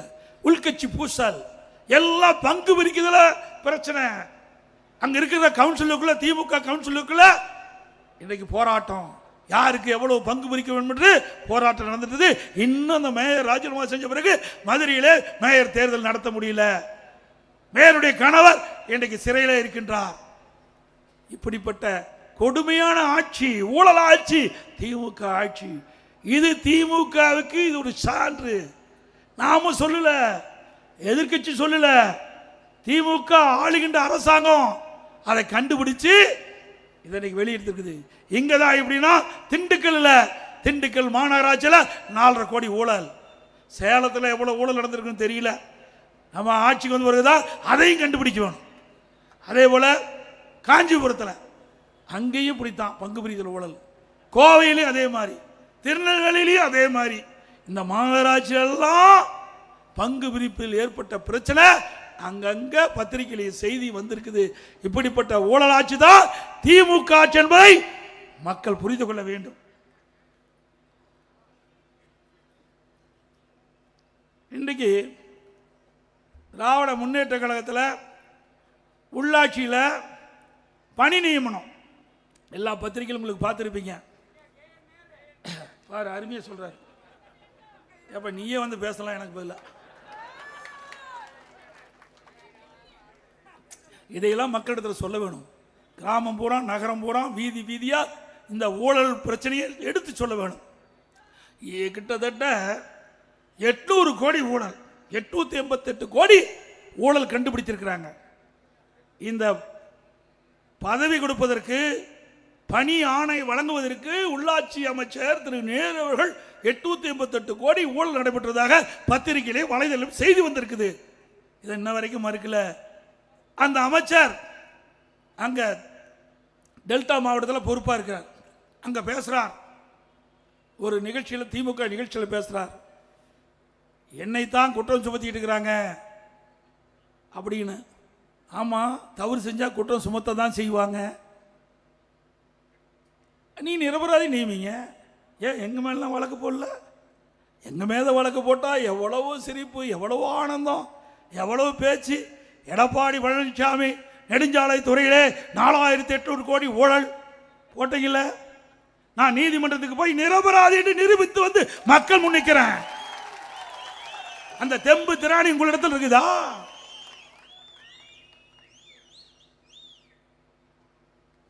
நீதியரசர் கூட கேட்டார், வழக்கு போடு, என் மீது வழக்கு போட்டவரே அந்த வழக்கை திரும்ப பெறுவேன் என்று சொன்னார். நான் இல்ல, என் மீது ஊழல் குற்றச்சாட்டு சொல்லி மக்களிடத்திலே பரப்பி விட்டார்கள். இன்றைக்கு இருக்கிற முதலமைச்சர், இன்றைக்கு எதிர்க்கட்சி தலைவராக இருக்கின்ற காலத்திலே சட்டமன்றத்திலே பதிவு செய்திருக்கிறார். இன்றைக்கு முதலமைச்சராக பதிவு செய்திருக்கிறார். எடப்பாடி பழனிசாமி நெடுஞ்சாலை துறையிலே 4008 கோடி ஊழல் என்று அந்த சட்டமன்றத்திலே பதிவிலே இருக்கின்றது. அதை நீக்க முடியாது. ஆகவே நான் அவர்கள் வழக்கை போட்டவர்கள் வழக்கை திரும்ப பெற வேண்டும் என்று சொன்னாலும் நான் வழக்கை நடத்துகிறேன் என்று சொன்னேன். நீதியரசர் சொன்னார், இந்தியாவிலேயே நீங்க தாங்க வழக்கு நடத்துறேன்னு சொல்றீங்க, வேற எவரும் வழக்கு நடத்துன்னு சொல்ல, எல்லா வழக்க வாய்தா வாங்கிட்டு இருக்கிறாங்கண்ணா. ஆக வழக்கு நடத்தினேன், நிரபராதி என்று நிரூபித்து காட்டினேன். மீண்டும் உச்ச நீதிமன்றம் போனாங்க இதே திமுக, அங்கே போய் வழக்கு நடத்தினேன், அங்கே நிரபராதி என்று நிரூபித்து உங்கள் முன் நான் பேசிக் கொண்டிருக்கின்றேன்.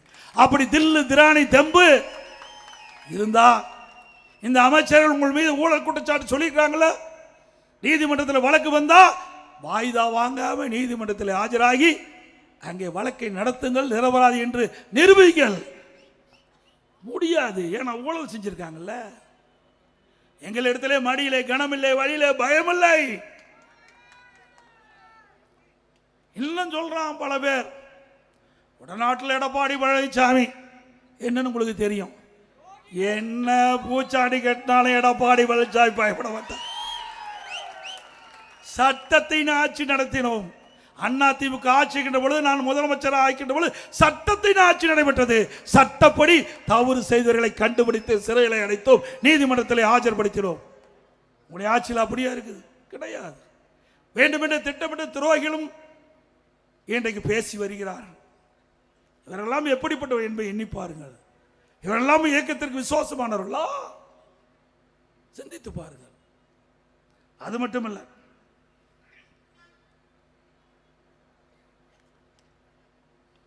இன்னைக்கு திராவிட முன்னேற்ற கழகம் ஆட்சிக்கு வந்த பிறகு விலைவாசி விண்ணை முட்டுகின்ற அளவுக்கு உயர்ந்துட்டது. அதை பற்றி கவலை இல்லை. அரிசி விலை உயர்வு, பருப்பு விலை உயர்வு, எண்ணெய் விலை உயர்வு கட்டுப்படுத்துவதற்கு இந்த அரசாங்கம் என்ன நடவடிக்கை எடுத்தது? இதே அனைத்து இந்திய அண்ணா திராவிட முன்னேற்ற கழகம் ஆட்சிக்கின்ற பொழுது, நான் முதலமைச்சராக பதவியில் இருக்கின்ற பொழுது, இப்படி உணவுப் பொருள் விலை ஏறுகின்ற பொழுது, உணவு அந்த விலை ஏற்றத்தை தடுப்பதற்கு விலை கட்டுப்பாட்டு நிதியம் என்று ஒரு நிதி ஒதுக்கினேன். 100 கோடி ஒதுக்கி, எந்த உணவுப் பொருள் விலை ஏறுது, புளி விலை ஏறுதா, உடனே எந்த மாவட்டத்தில் எந்த மாநிலத்தில் புளி விலை குறைவாக இருக்குது அங்கே கொள்முதல் செஞ்சு தமிழ்நாட்டில் விலை ஏறாமல் பார்த்துக்கிட்டோம். பருப்பு விலை உயருதா, எந்த மாநிலத்தில் பருப்பு விலை குறைவு அங்கே போய் நம்முடைய கூட்டுறவுத்துறை அதிகாரி கொள்முதல் செஞ்சு தமிழ்நாட்டுக்கு கொண்டு வந்து பருப்பு விலை உயராமல் பார்த்துக்கிட்டோம். இப்படி மக்கள் பாதிப்பு அடையக்கூடாது என்று இதற்கென்று ஒரு தனி நிதி ஒதுக்கி அந்த உணவுப் பொருளை கட்டுப்பாட்டுகள் வச்சிருந்தோம். இந்த ஆட்சியில் எதுவுமே கிடையாது. அரிசி விலை அண்ணா திமுக ஆட்சிக்கு திமுக ஆட்சிக்கு ஒரு கிலோவுக்கு 20 ரூபாய் ஏறி போச்சு. கடல் எண்ணெய் 60 ரூபாய் ஏறி போச்சு. பருப்பு 56 ரூபாய் ஏறி போச்சு ஒரு கிலோவுக்கு. அதையெல்லாம் இந்த அரசு கட்டுப்படுத்துவதற்கு ஏதாவது நடவடிக்கை எடுத்ததா? ஏழை எளிய ஒடுக்கப்பட்ட தாழ்த்தப்பட்ட மக்கள், இன்றைக்கு மக்கள் படுகின்ற துன்பத்தை இந்த அரசாங்கம் எண்ணி பார்த்ததா? எதுவுமே கிடையாது. முழுக்க முழுக்க குடும்பம். அந்த குடும்பத்தில் என்ன வருமானம் வருது, என்னதான் சிந்திக்கிறாங்க? இன்றைக்கு முதலமைச்சரும் சுகாதாரத்துறை அமைச்சரும் அங்க நடைபயணம் மேற்கொண்டிருக்கிற பொழுது, அப்போ முதலமைச்சர் கேட்கிறார். அப்போ உதயநிதி ஒரு படம் நடிச்சுட்டு வெளியே வந்தது. அப்போ என்ன படம்? கழக தலைவன் ஒரு படம் வந்தது. அப்போ ஸ்டாலின் கேட்கிறாரு, என்ன எவ்வளவு வசூலாகிருக்குதுன்னு. நாட்டு மக்களை பற்றி கவலை இல்லை, எவ்வளவு வசூலாயிருக்கிட்ட ஒரு நாட்டினுடைய முதலமைச்சர் தன் பயன் நடித்த படத்தில் எவ்வளவு வசூலாயிருக்குன்னு கேட்குறிய. இந்த நாட்டு மக்களுக்கு என்ன பிரச்சனை இருக்குது, சுகாதாரத்துறையில் என்ன பிரச்சனை இருக்குது, எந்தெந்த பகுதியிலே மருத்துவமனைக்கு தேவையான மருந்து இல்லை, மாத்திரை இல்லை, டாக்டர்ன்னு கேட்டிருந்தா உண்மையான முதலமைச்சர் அதையெல்லாம் கேட்கல. எப்படி வசூல் ஆகுது என்று கேட்ட முதலமைச்சர் இன்றைய முதலமைச்சர் ஸ்டாலின் எப்பொழுதுமே நிதியை பற்றி தான் கவலைப்படுகின்ற முதலமைச்சர் இன்றைய முதலமைச்சர் ஸ்டாலின் அவர்கள். அதுபோல மின் கட்டணம் இந்த ஆட்சி வந்த பிறகு 67% உயர்ந்துட்டது. 67% மின் கட்டணம் உயர்ந்துட்டது. அதை பற்றி கவலை இல்லை. ஆட்சிக்கு வருவதற்கு முன்பு தேர்தல் நேரத்தில் அறிக்கை கொடுத்தாங்க, மாதந்தோறும் மின் கட்டணம் கணக்கிடப்படும். இதுவரைக்கும் செயல்படுத்தல. அதே போல தமிழகத்தில் சுமார் 5 லட்சம் அரசு காலி பணியிடங்கள் இருக்கின்றன. திராவிட முன்னேற்ற கழகம் ஆட்சிக்கு வந்தவுடனே இந்த 5 லட்சம் காலி அரசு பணியிடங்கள் நிரப்பப்படும் ஒரு அறிவிப்பு கொடுத்தீங்க. இது வரைக்கும் நிரப்பல. படித்தவர்களுக்கு வேலை வாய்ப்பு கிடைக்கல. கடந்த சட்டமன்ற கூட்டத்தொடரில் அவர்கள் தெரிவித்த கருத்து, சட்டமன்றத்தில் திராவிட முன்னேற்ற கழகம் 4 ஆண்டுல 50,000 பேர் தான் பணி நியமனம் செஞ்சிருக்கிறோம். அரசு பணி நியமனத்தில் 50,000 தான் அரசு பணியிடங்கள் நிரப்பப்பட்டிருக்குது. ஆக அவள் குறிப்பிட்டது 5.5 லட்சம் பேருன்னு. ஆனா இந்த 4.5 ஆண்டு காலத்தில் சுமார் 75,000 பேர் பணி ஓய்வு பெற்றிருக்கிறாங்க. பணி ஓய்வு பெற்றது 75,000 பேர். பணியாணை வழங்கினது 50,000 பேர். அதுல 25,000 பேர் கூடுதல் ஆகிப்போச்சு. அப்போ தமிழகத்தில் 5,75,000 பேர் அரசு காலி பணியிடங்கள் இருக்குது நிரப்பல, அத்தனையும் பொய் வாக்குறுதி. அதோட அரசு ஊழியர்களுக்கு திராவிட முன்னேற்ற கழகம் ஆட்சிக்கு வந்தால் பழைய ஓய்வு திட்டத்தை நிறைவேற்றுவேன் என்று பல அறிவிப்பு கொடுத்தாங்க. படித்தவர்களையும் ஏமாத்தினாங்க, படிக்காத மக்களையும் ஏமாத்த ஒரே கட்சி திமுக கட்சி ஒண்ணுதான். அந்த அரசு ஊழியர்கள் நம்பினாங்க. ஆஹா, திராவிட முன்னேற்ற கழகம் ஆட்சிக்கு வந்தா, திராவிட முன்னேற்ற கழக தேர்தல் அறிக்கையில் குறிப்பிட்டவாறு அந்த அறிவிப்புக்கு இணங்க திரு ஸ்டாலின் அவர்கள் அந்த பழைய ஓய்வு திட்டத்தை நிறைவேற்றுவேன்னு சொன்னாங்க. இதுவரைக்கும் வாயை திறக்கல. ஆகவே அரசு அதிகாரி எண்ணி பார்க்க வேண்டும். அனைத்து இந்திய அண்ணா திராவிட முன்னேற்ற கழகம் ஒன்றுதான் உங்களுக்கு பாதுகாப்பாக இருக்கும் என்பதை இந்த நேரத்தில் எண்ணி பார்க்க வேண்டும். அண்ணா திமுக ஆட்சி இருக்கின்ற பொழுது உங்களுக்கு எந்த குறைபாடும் இல்லாமல் நாங்கள் பார்த்து கொண்டோம். 7வது சம்பள ஊதிய குழு உரிய நேரத்தில் உயர்த்தி கொடுத்த அரசாங்கம் அண்ணா திமுக அரசாங்கம். கொரோனா காலம் 1 வருடம் ஆசிரியர்களும் சரி, அரசு ஊழியர்களும் சரி, அந்த கொரோனா காலத்தில் பணிக்கு செல்ல வேண்டாம், முழு சம்பளத்தையும் வழங்கிய ஒரே அரசாங்கம் அண்ணா திமுக அரசாங்கம். கேரளா, கர்நாடகா, தெலுங்கானா அங்கெல்லாம் பணிக்கு வராத காலத்தில் ஒரு 30-35% சம்பளத்தில் பிடித்தம் செஞ்சாங்க. ஆனால் தமிழ்நாடு அரசு, அம்மாவுடைய அரசு, ஆசிரியர்களுக்கும் சரி, அரசு ஊழியர்களுக்கும் சரி, 1 ரூபா கூட சம்பளத்தை பிடிக்காமல் முழு சம்பளத்தை அரசு ஊழியர்களுக்கு வழங்கிய ஒரே அரசாங்கம் அண்ணா திமுக அரசு. அது மட்டுமல்ல, அந்த காலகட்டத்தில், கொரோனா காலகட்டத்தில் நீங்கள் பள்ளிக்கு வர வேண்டியதில்லை என்று அவர்களுக்கு வீட்டிலே இருந்து ஓய்வு எடுக்கக்கூடிய சூழ்நிலையும் உருவாக்கி தந்தோம். ஆனால் திமுக ஆட்சிக்கு வந்த பிறகு ஒரு 3-4 மாதம் இந்த கொரோனா அப்படியே கண்டினியூ. அந்த கொரோனா இருந்தது. அந்த காலகட்டத்தில் ஆசிரியர்கள்லாம் பள்ளிக்கு வர வேண்டும். அந்த பள்ளியில், பள்ளிக்கூடத்தில் இருக்கிற மாணவர்கள் இல்லை, ஆனால் ஆசிரியர்கள் மட்டும் பள்ளியில் வந்து அங்கேயே தங்கி இருக்க வேண்டும். அந்த 4 மாத காலத்தில் பள்ளியிலே மாணவர் இல்லாமல் மன உளைச்சலுக்கு ஆசிரியர்கள் ஆனார்கள். இதுதான் அரசு ஊழியர்கள் எண்ணி பார்க்க வேண்டும். அண்ணா திமுகவுக்கும் திமுகவுக்கும் உள்ள வித்தியாசம். அதே போல விவசாயிகள் ஏற்றம் பெற வேண்டும் என்பதற்காக 2 முறை 5 ஆண்டுல 2 முறை விவசாயிகள் தொடக்க வேளாண் கூட்டுறவு கடன் சங்கத்திலே வாங்கிய பயிர் கடன் 2 முறை தள்ளுபடி செஞ்சோம். 2 முறை தள்ளுபடி. அதுபோல விவசாயிகள் பயனடைவதற்காக குடி பராமரிப்பு திட்டம், ஏரி, குளம், குட்டை எல்லாம் தூர்வாரணும். அண்ணா திமுக ஆட்சியில் சுமார் 6000 ஏரிகள் தூர்வாரணம். பொதுப்பணித்துறையின் சார்பாக 6000 ஏரிகள் தூர்வாரப்பட்டு மழை காலத்தில் பெய்கின்ற நீர் சிந்தாமல் அனைத்தும் சேமித்து வைத்தோம்.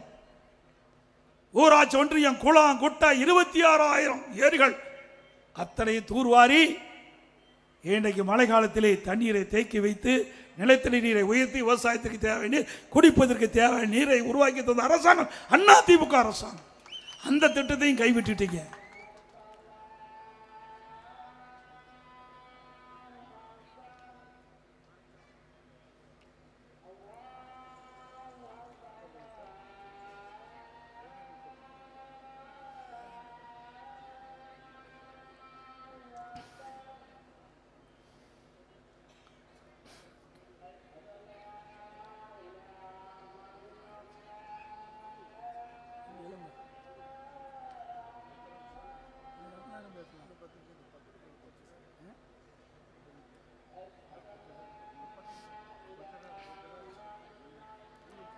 அப்படியே ஒரு நிமிஷம் இருங்க, அது முடியட்டும்.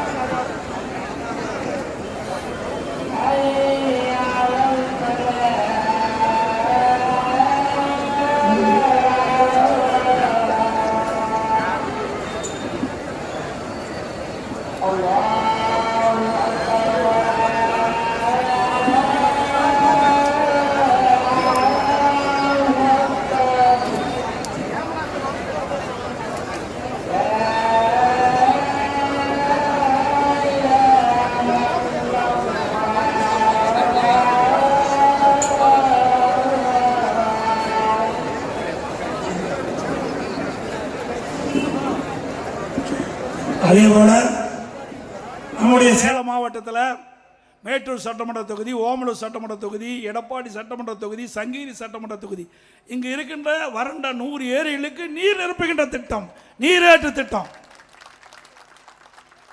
சுமார் 568 கோடியில் நான் முதலமைச்சர் அந்த காலகட்டத்தில் தொடங்கினேன். அதே திட்டத்தை விரைந்து வேகமாக முடித்து முதற்கட்டமாக 6 ஏரிகளுக்கு நீர் நிரப்புகின்றது அந்த திட்டத்தை துவக்கி வைத்தேன். அதுக்கு பிறகு இன்னும் வரைக்கும் அந்த திட்டத்தை நிறைவேற்றவில்லை. மீண்டும் அதிமுக ஆட்சி மலரும், இந்த திட்டம் நிறைவேறும், விவசாயியுடைய கனவு நனவாகும். அது மட்டுமல்ல, நம்முடைய ஓமலூர் சட்டமன்றத்தில் பல ஏரிகள் இருக்கின்றன. அதே போல ஆத்தூர் சட்டமன்றம், தலைவாஸ் சட்டமன்றம், ஏற்காடு சட்டமன்றம், இன்னும் வீரபாண்டி சட்டமன்றம், இப்படி பல சட்டமன்ற தொழில்கின்ற ஏரிகள் நீர் ஏற்றின் மூலமாக நீர் ஏற்றுவதற்கும் திட்டத்தை நாங்கள் துவங்க இருந்தோம். ஆட்சி மாற்றம்லாம் அதுக்கு கிடப்பில் போட்டாங்க. அதோட திரு ஸ்டாலின் அவர்களே, ஆட்சி வேணா நீங்க செய்யலாம். சேலம் மாவட்டத்தை பொறுத்த வரைக்கும் அதிமுக தான் இன்றைக்கும் ஆட்சி செய்து கொண்டிருக்கின்றது. சேலம் அதிமுக எக்கு கோட்டை. 2011 100க்கு 100% வெற்றி பெற்றது. 11க்கு 11 சட்டமன்ற தொகுதியிலும் 11 வெற்றி பெற்றோம், 16 வெற்றி பெற்றோம். 2021 11 சட்டமன்ற தொகுதியில் 10 சட்டமன்ற தொகுதியில் நாம் வெற்றி பெற்று சாதனை படைத்தோம். இன்றைக்கு தமிழகத்தில் இரட்டை இலக்கிலே வெற்றி பெற்ற ஒரே மாவட்டம் சேலம் மாவட்டம். அது மட்டுமல்ல, இன்றைக்கு அனைத்து இந்திய அண்ணா திராவிட முன்னேற்ற கழக ஆட்சியில் இருக்கின்ற காரணத்தினால்தான் ஏழை எளிய ஒடுக்கப்பட்ட இன்றைக்கு பட்டியலின மக்கள் உயர்ந்த நிலைக்கு வர வேண்டும் என்ற அடிப்படையில் இன்றைக்கு அரசு பள்ளியில் படிக்கின்ற மாணவர்கள் அவருடைய கனவு மருத்துவராக வேண்டும், அந்த கனவை நனவாக்க வேண்டும் என்ற அடிப்படையில் அதிமுக அரசு செய்கின்ற பொழுது நான் முதலமைச்சர் இந்த காலகட்டத்தில் எதிர்கட்சிகள் கோரி வைக்கல, பொதுமக்கள் கோரிக்கை வைக்கல. அனைத்து இந்திய அண்ணா திராவிட முன்னேற்ற கழக அரசு அந்த ஏழை குடும்பத்திலே பிறந்த மாணவ மாணவியுடைய எண்ணங்களை நிறைவேற்றுகின்ற விதமாக 7.5% உள்ளிடஒதுக்கீடை கொண்டு வந்து சட்டம் இயற்றப்பட்டு அமுல்படுத்தப்பட்டு இன்றைக்கு சுமார் 2650 பேர் மருத்துவ கல்வி படித்துக் கொண்டிருக்கின்றார்கள். சேலம் மாவட்டத்தில் மட்டும் சுமார் 300க்கும் மேற்பட்ட மாணவ மாணவிகள், அரசு பள்ளியை படித்த மாணவ மாணவிகள் இன்றைக்கு மருத்துவ கல்வியில் இடம் கிடைத்து இன்றைக்கு மருத்துவ கல்வி படித்து வருகிறார்கள். இந்த 7.5% உள்ளிடஒதுக்கீட்டில் தேர்வு செய்தவர்கள் ஏழை குடும்பத்தைச் சேர்ந்தவர்கள். அவர்கள் மருத்துவ கல்வி கட்டணம் கட்ட முடியாது. அப்படிப்பட்ட நிலைமை அறிந்தவுடன், என்னுடைய கவனத்திற்கு வந்தவுடன், இந்த திட்டத்தின் மூலமாக தேர்வு செய்யப்பட்ட மாணவர்கள் ₹1 கட்டணம் இல்லாமல் அத்தனையும் அரசாங்கமே அவர்களுக்கு கட்டணத்தை செலுத்தி அவர்கள் மருத்துவ கல்வி கற்க ஒரு வாய்ப்பை உருவாக்கி தந்த அரசாங்கம் அதிமுக அரசாங்கம். அதிமுக ஆட்சியில் தான் ஒரே ஆண்டில் 11 அரசு மருத்துவக் கல்லூரியை கொண்டாந்தோம். அம்மா இருக்கும்போது 6, அனைத்து இந்திய அண்ணா திராவிட முன்னேற்ற கழகம் 10 ஆண்டுல 17 அரசு மருத்துவக் கல்லூரி மருத்துவமனை கொண்டாந்திருக்கிறோம். அதே போல 67 கலை மற்றும் அறிவியல் கல்லூரி கொண்டு வந்து ஏழை எளிய குடும்பத்திலே பிறந்த மாணவ மாணவி குறைந்த கட்டணத்திலே பட்டப்படிப்பு படிக்கக்கூடிய சூழ்நிலையை உருவாக்கி தந்த அரசாங்கம் அதிமுக அரசாங்கம். அதே போல 21 பாலிடெக்னிக் கல்லூரி, 5 கால்நடை மருத்துவக்கல்லூரி ஆராய்ச்சி நிலையம், 5 வேளாண்மை கல்லூரி, 7 சட்டக்கல்லூரி, சேலத்திலையும் சட்டக்கல்லூரியை நாம் கொடுத்திருக்கின்றோம். எண்ணி பார்க்க வேண்டும். இப்படி அதிகமான கல்லூரியை திறந்ததின் விளைவு கிராமத்திலிருந்து நகரம் வரை ஏழை குடும்பத்தில் பிறந்த மாணவ மாணவி குறைந்த கட்டணத்திலே பட்ட படிப்பு படிக்க சூழலை உருவாக்கி தந்தோம். இன்றைக்கு தமிழ்நாடு 2030 அடைய வேண்டிய இலக்கு மத்திய அரசு நிர்ணயிக்கப்பட்ட 2030 உயர்கல்வியிலே படிக்கக்கூடிய எண்ணிக்கை 2019-20 சாதித்தோம். திமுக ஆட்சி 2011 ஆட்சி மாற்றம் ஏற்பட்டது. அம்மா ஆட்சிக்கு வரும்போது 100க்கு 32 பேர் திராவிட முன்னேற்ற கழகத்தில் உயர்கல்வி படிச்சுட்டு இருந்தாங்க. மாண்பு அம்மா அவர்கள் ஆட்சியிலிருந்து நான் முதலமைச்சர் இருந்த வரை 10 ஆண்டு காலம், 2011-2021 10 ஆண்டு காலம் இந்த கல்விக்கு முன்னுரிமை கொடுத்து அதிகமான கல்லூரி திறந்ததன் விளைவு இன்றைக்கு 100க்கு 54 பேர் பட்ட படிப்பு படிக்கிற சூழ்நிலை உருவாக்கி அந்த 2030 அடைய வேண்டிய இலக்கை 2019 நாம் நிரூபித்து காட்டுகிறோம். இப்படி ஒரு சாதனை படைத்த அரசாங்கம் அதிமுக அரசாங்கம். இன்றைக்கு ஒவ்வொரு துறையிலும் சாதனையை நாம் முத்திரை பதித்திருக்கின்றோம். இன்றைக்கு வேளாண்மை துறையிலே இந்தியாவிலேயே அதிக உணவு தானிய உற்பத்தியை பெருக்கி கிறிஸ் கருமான் என்ற விருதை தொடர்ந்து 5 முறை நாம் பெற்றோம். உள்ளாட்சி துறையிலே தேசிய அளவில் 145 விருதுகளை பெற்றிருக்கிறோம். போக்குவரத்து துறையிலே தேசிய விருதை பெற்றோம். மின்சார துறையிலே போக்குவரத்து விருதை பெற்றிருக்கிறோம். உயர்கல்வியிலே தேசிய விருதை பெற்றிருக்கிறோம். சமூகத்துறையிலே தேசிய விருதை பெற்றிருக்கிறோம். இப்படி பல துறையிலே தேசிய விருதை பற்றி ஒரு சிறந்த அரசாங்கம் என்று நாம் நிரூபித்து காட்டினோம். அண்ணா திமுக ஆட்சியில், திமுக ஆட்சியில் அப்படியே இருக்குது. ஊழல்ல சிறந்த அரசாங்கம், ஊழல் செய்வதில் சிறந்த அரசாங்கம். அதோட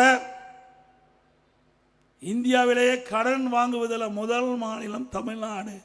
ஸ்டாலினுக்கு பொருத்தம் எவ்வளவு? இதுவரைக்கும் 4,38,000 கோடி கடன் வாங்கிட்டாங்க. 4.5 ஆண்டுல 4,38,000 கோடி கடன் வாங்கிட்டாங்க. 73 ஆண்டு காலம் ஆட்சி செய்தோம். காங்கிரஸ் ஆட்சியிலிருந்து அண்ணா திமுக ஆட்சி 2021 வரை பல கட்சிகள் மாறி மாறி ஆட்சி செஞ்சிருக்குது. அந்த காலகட்டம் முழுவதும் 2021 வரை 5,18,000 கோடி தமிழ்நாட்டுடைய கடன் அளவு. திராவிட முன்னேற்ற கழகம் ஆட்சி பொறுப்பேற்று 4.5 ஆண்டு காலம் 2021 2026 வரை 25 வரை 4,38,000 கோடி கடன் வாங்கியிருக்கிறீங்க. இன்னும் ஒரு வருஷம் இருக்குது. அந்த 25க்கு பிறகு மார்ச்சுக்கு பிறகு 26 மார்ச் வரை 1 லட்சம் கோடி கடன் வாங்க போறீங்க. ஆக திராவிட முன்னேற்ற கழகம் 5 ஆண்டு கால ஆட்சியில் 5,38,000 கோடி கடன் வாங்கி சாதனை படைச்சிருக்கிறீங்க. இந்த ஆண்டுக்கு முன்பு போன ஆண்டு பத்திரிகையில் பார்த்திருப்பீங்க, இந்தியாவிலேயே கடன் வாங்குவதில் முதல் மாநிலம் தமிழ்நாடு. இந்த கடன்லாம் எப்படி கட்ட போறோம்? நீங்க தாங்க கட்டணும். எப்படி கட்டணும்? வரி போடுவாங்க. இப்ப எப்படி வீட்டு வரி போட்டாங்க, கரண்டுக்கு கட்டணத்தை அதிகப்படுத்தினாங்க. இப்படி வரி போட்டு மக்களிடத்தில் வசூலாகி ஏழை மக்களை வஞ்சிக்கின்ற அரசாங்கம் இது. சரி, நீங்க கடன் வாங்கினீங்க, என்ன திட்டத்தை கொண்டாந்தீங்க? நாம் 100 ஏரி திட்டத்தை கொண்டாந்தோம். நல்ல சாலைகளை போட்டோம், நல்ல பாலங்களை கட்டி கொடுத்தோம், நிறைய கல்லூரிகளை கொடுத்தோம். நான் இவ்வளவு கல்லூரி திறந்திருக்கிறேன். ஒரு அரசு கல்லூரியா உங்களால கொண்டு வர முடிஞ்சுதா? ஒரு அரசு கல்லூரி கூட கொண்டு வர முடியல. ஒரு அரசு கல்லூரி வரும் என்றால் 400 கோடி தேவை. 400 கோடி இருந்தா தான் ஒரு அரசு மருத்துவக் கல்லூரி கொண்டு வர முடியும். ஒரு அரசு கலை கல்லூரி என்றால் சுமார் 20 கோடி வேணும். பாலிடெக்னிக் கல்லூரினா 35 கோடி வேணும். இப்படி பல கல்லூரிகளை திறந்து அதுக்கு நிதி ஒதுக்கீடு செய்து கட்டடத்தை கட்டி இன்றைக்கு மாணவர்கள் உயர்கல்வி படிக்கக்கூடிய சூழ்நிலை நாங்கள் உருவாக்கி தந்தோம். இவ்வளவு கடன் வாங்கி என்ன செஞ்சிருக்கிறீங்க? ஒண்ணுமே செய்யல. அண்ணா திமுக ஆட்சியில் கொரோனா காலம் ஒரு வருஷம் யாரையும் ஒரு பார்க்க முடியல. ஒரு கடுமையான வைரஸ் நோய், வைரஸ் பரவி இருந்தது, கொரோனா வைரஸ் பரவி இருந்தது. அது கொடிய நோய், மக்களை பாதுகாக்க வேண்டும் என்ற அடிப்படையில் ஒரு ஆண்டு அண்ணா திமுக அரசாங்கம் இருக்கின்ற பொழுது, நான் முதலமைச்சர் இருக்கின்ற பொழுது வருவாயே கிடையாது அரசாங்கத்துக்கு. டாஸ்மாக் கடை ஒரு வருஷம் மூடியாச்சு, பத்திரப்பதிவு ஒரு வருஷம் மூடியாச்சு, ரோட் டாக்ஸ் ஒரு வருஷம் மூடியாச்சு, பெட்ரோல் பங்க் மூடியாச்சு, வரி கிடையாது, ஜிஎஸ்டி தொழிற்சாலைகள் கிடையாது, கடை கிடையாது, ஜிஎஸ்டி வருமானம் கிடையாது. எந்த ஒரு வருமானம் இல்லாம சிறப்பான ஆட்சி கொடுத்த அரசாங்கம் அண்ணா திமுக அரசாங்கம். 40,000 கோடி கொரோனாவுக்கு செலவு, 40,000 கோடி கொரோனாவுக்கு செலவு. இன்றைக்கு ஏழை எளிய ஒடுக்கப்பட்ட நசுக்கப்பட்ட பட்டியல மக்கள் யாரும் பாதிக்கூடாது என்பதற்காக சரியான சிகிச்சை கொடுத்தோம். விலையில்லாத, விலை மதிக்க முடியாத உயிரை காப்பாற்றினோம். இந்தியாவிலேயே கொரோனா வைரஸ் பரவலை கட்டுப்படுத்திய முதல் மாநிலம் தமிழ்நாடு என்று பாரத பிரதமர் பாராட்டினார். ஒரு ஆண்டு ரேஷன் கடையில் உணவுப் பொருட்கள் விலை இல்லாமல் கொடுத்தோம், அரிசி கொடுத்த விலை இல்லாமல், சக்கரை கொடுத்தோம், எண்ணெய் கொடுத்தோம், தொழிலாளருக்கு நிதி கொடுத்தோம், எல்லா குடும்ப அட்டைக்கும் 1000 ரூபாய் கொடுத்தோம். அதே காலத்தில் தைப்பொங்கல் வந்தபோது அந்த தைப்பொங்கல் பண்டிகை சிறப்பாக கொண்டாட என்பதற்காக கொரோனா காலத்தில் வேலை இல்லாமல் இருந்தாங்க. நம்முடைய தை பண்டிகை நம்முடைய கிராமத்திலிருந்து நகர வரை தை பிறந்தால் வழிபிறக்கும் என்ற அடிப்படையில் அந்த மக்கள் மகிழ்ச்சியோடு தை பண்டிகை கொண்டாட என்பதற்காக எல்லா குடும்ப அட்டைக்கு 2,500 ரூபாய் நாங்கள் கொடுத்தோம். வருமானமே இல்லாத போது இவ்வளவு திட்டத்தையும் செஞ்சோம், இவ்வளவு உதவிகளும் செஞ்சோம். திமுக ஆட்சியில் கிட்டத்தட்ட 1,37,000 கோடி கூடுதலாக வருவாய் வருது.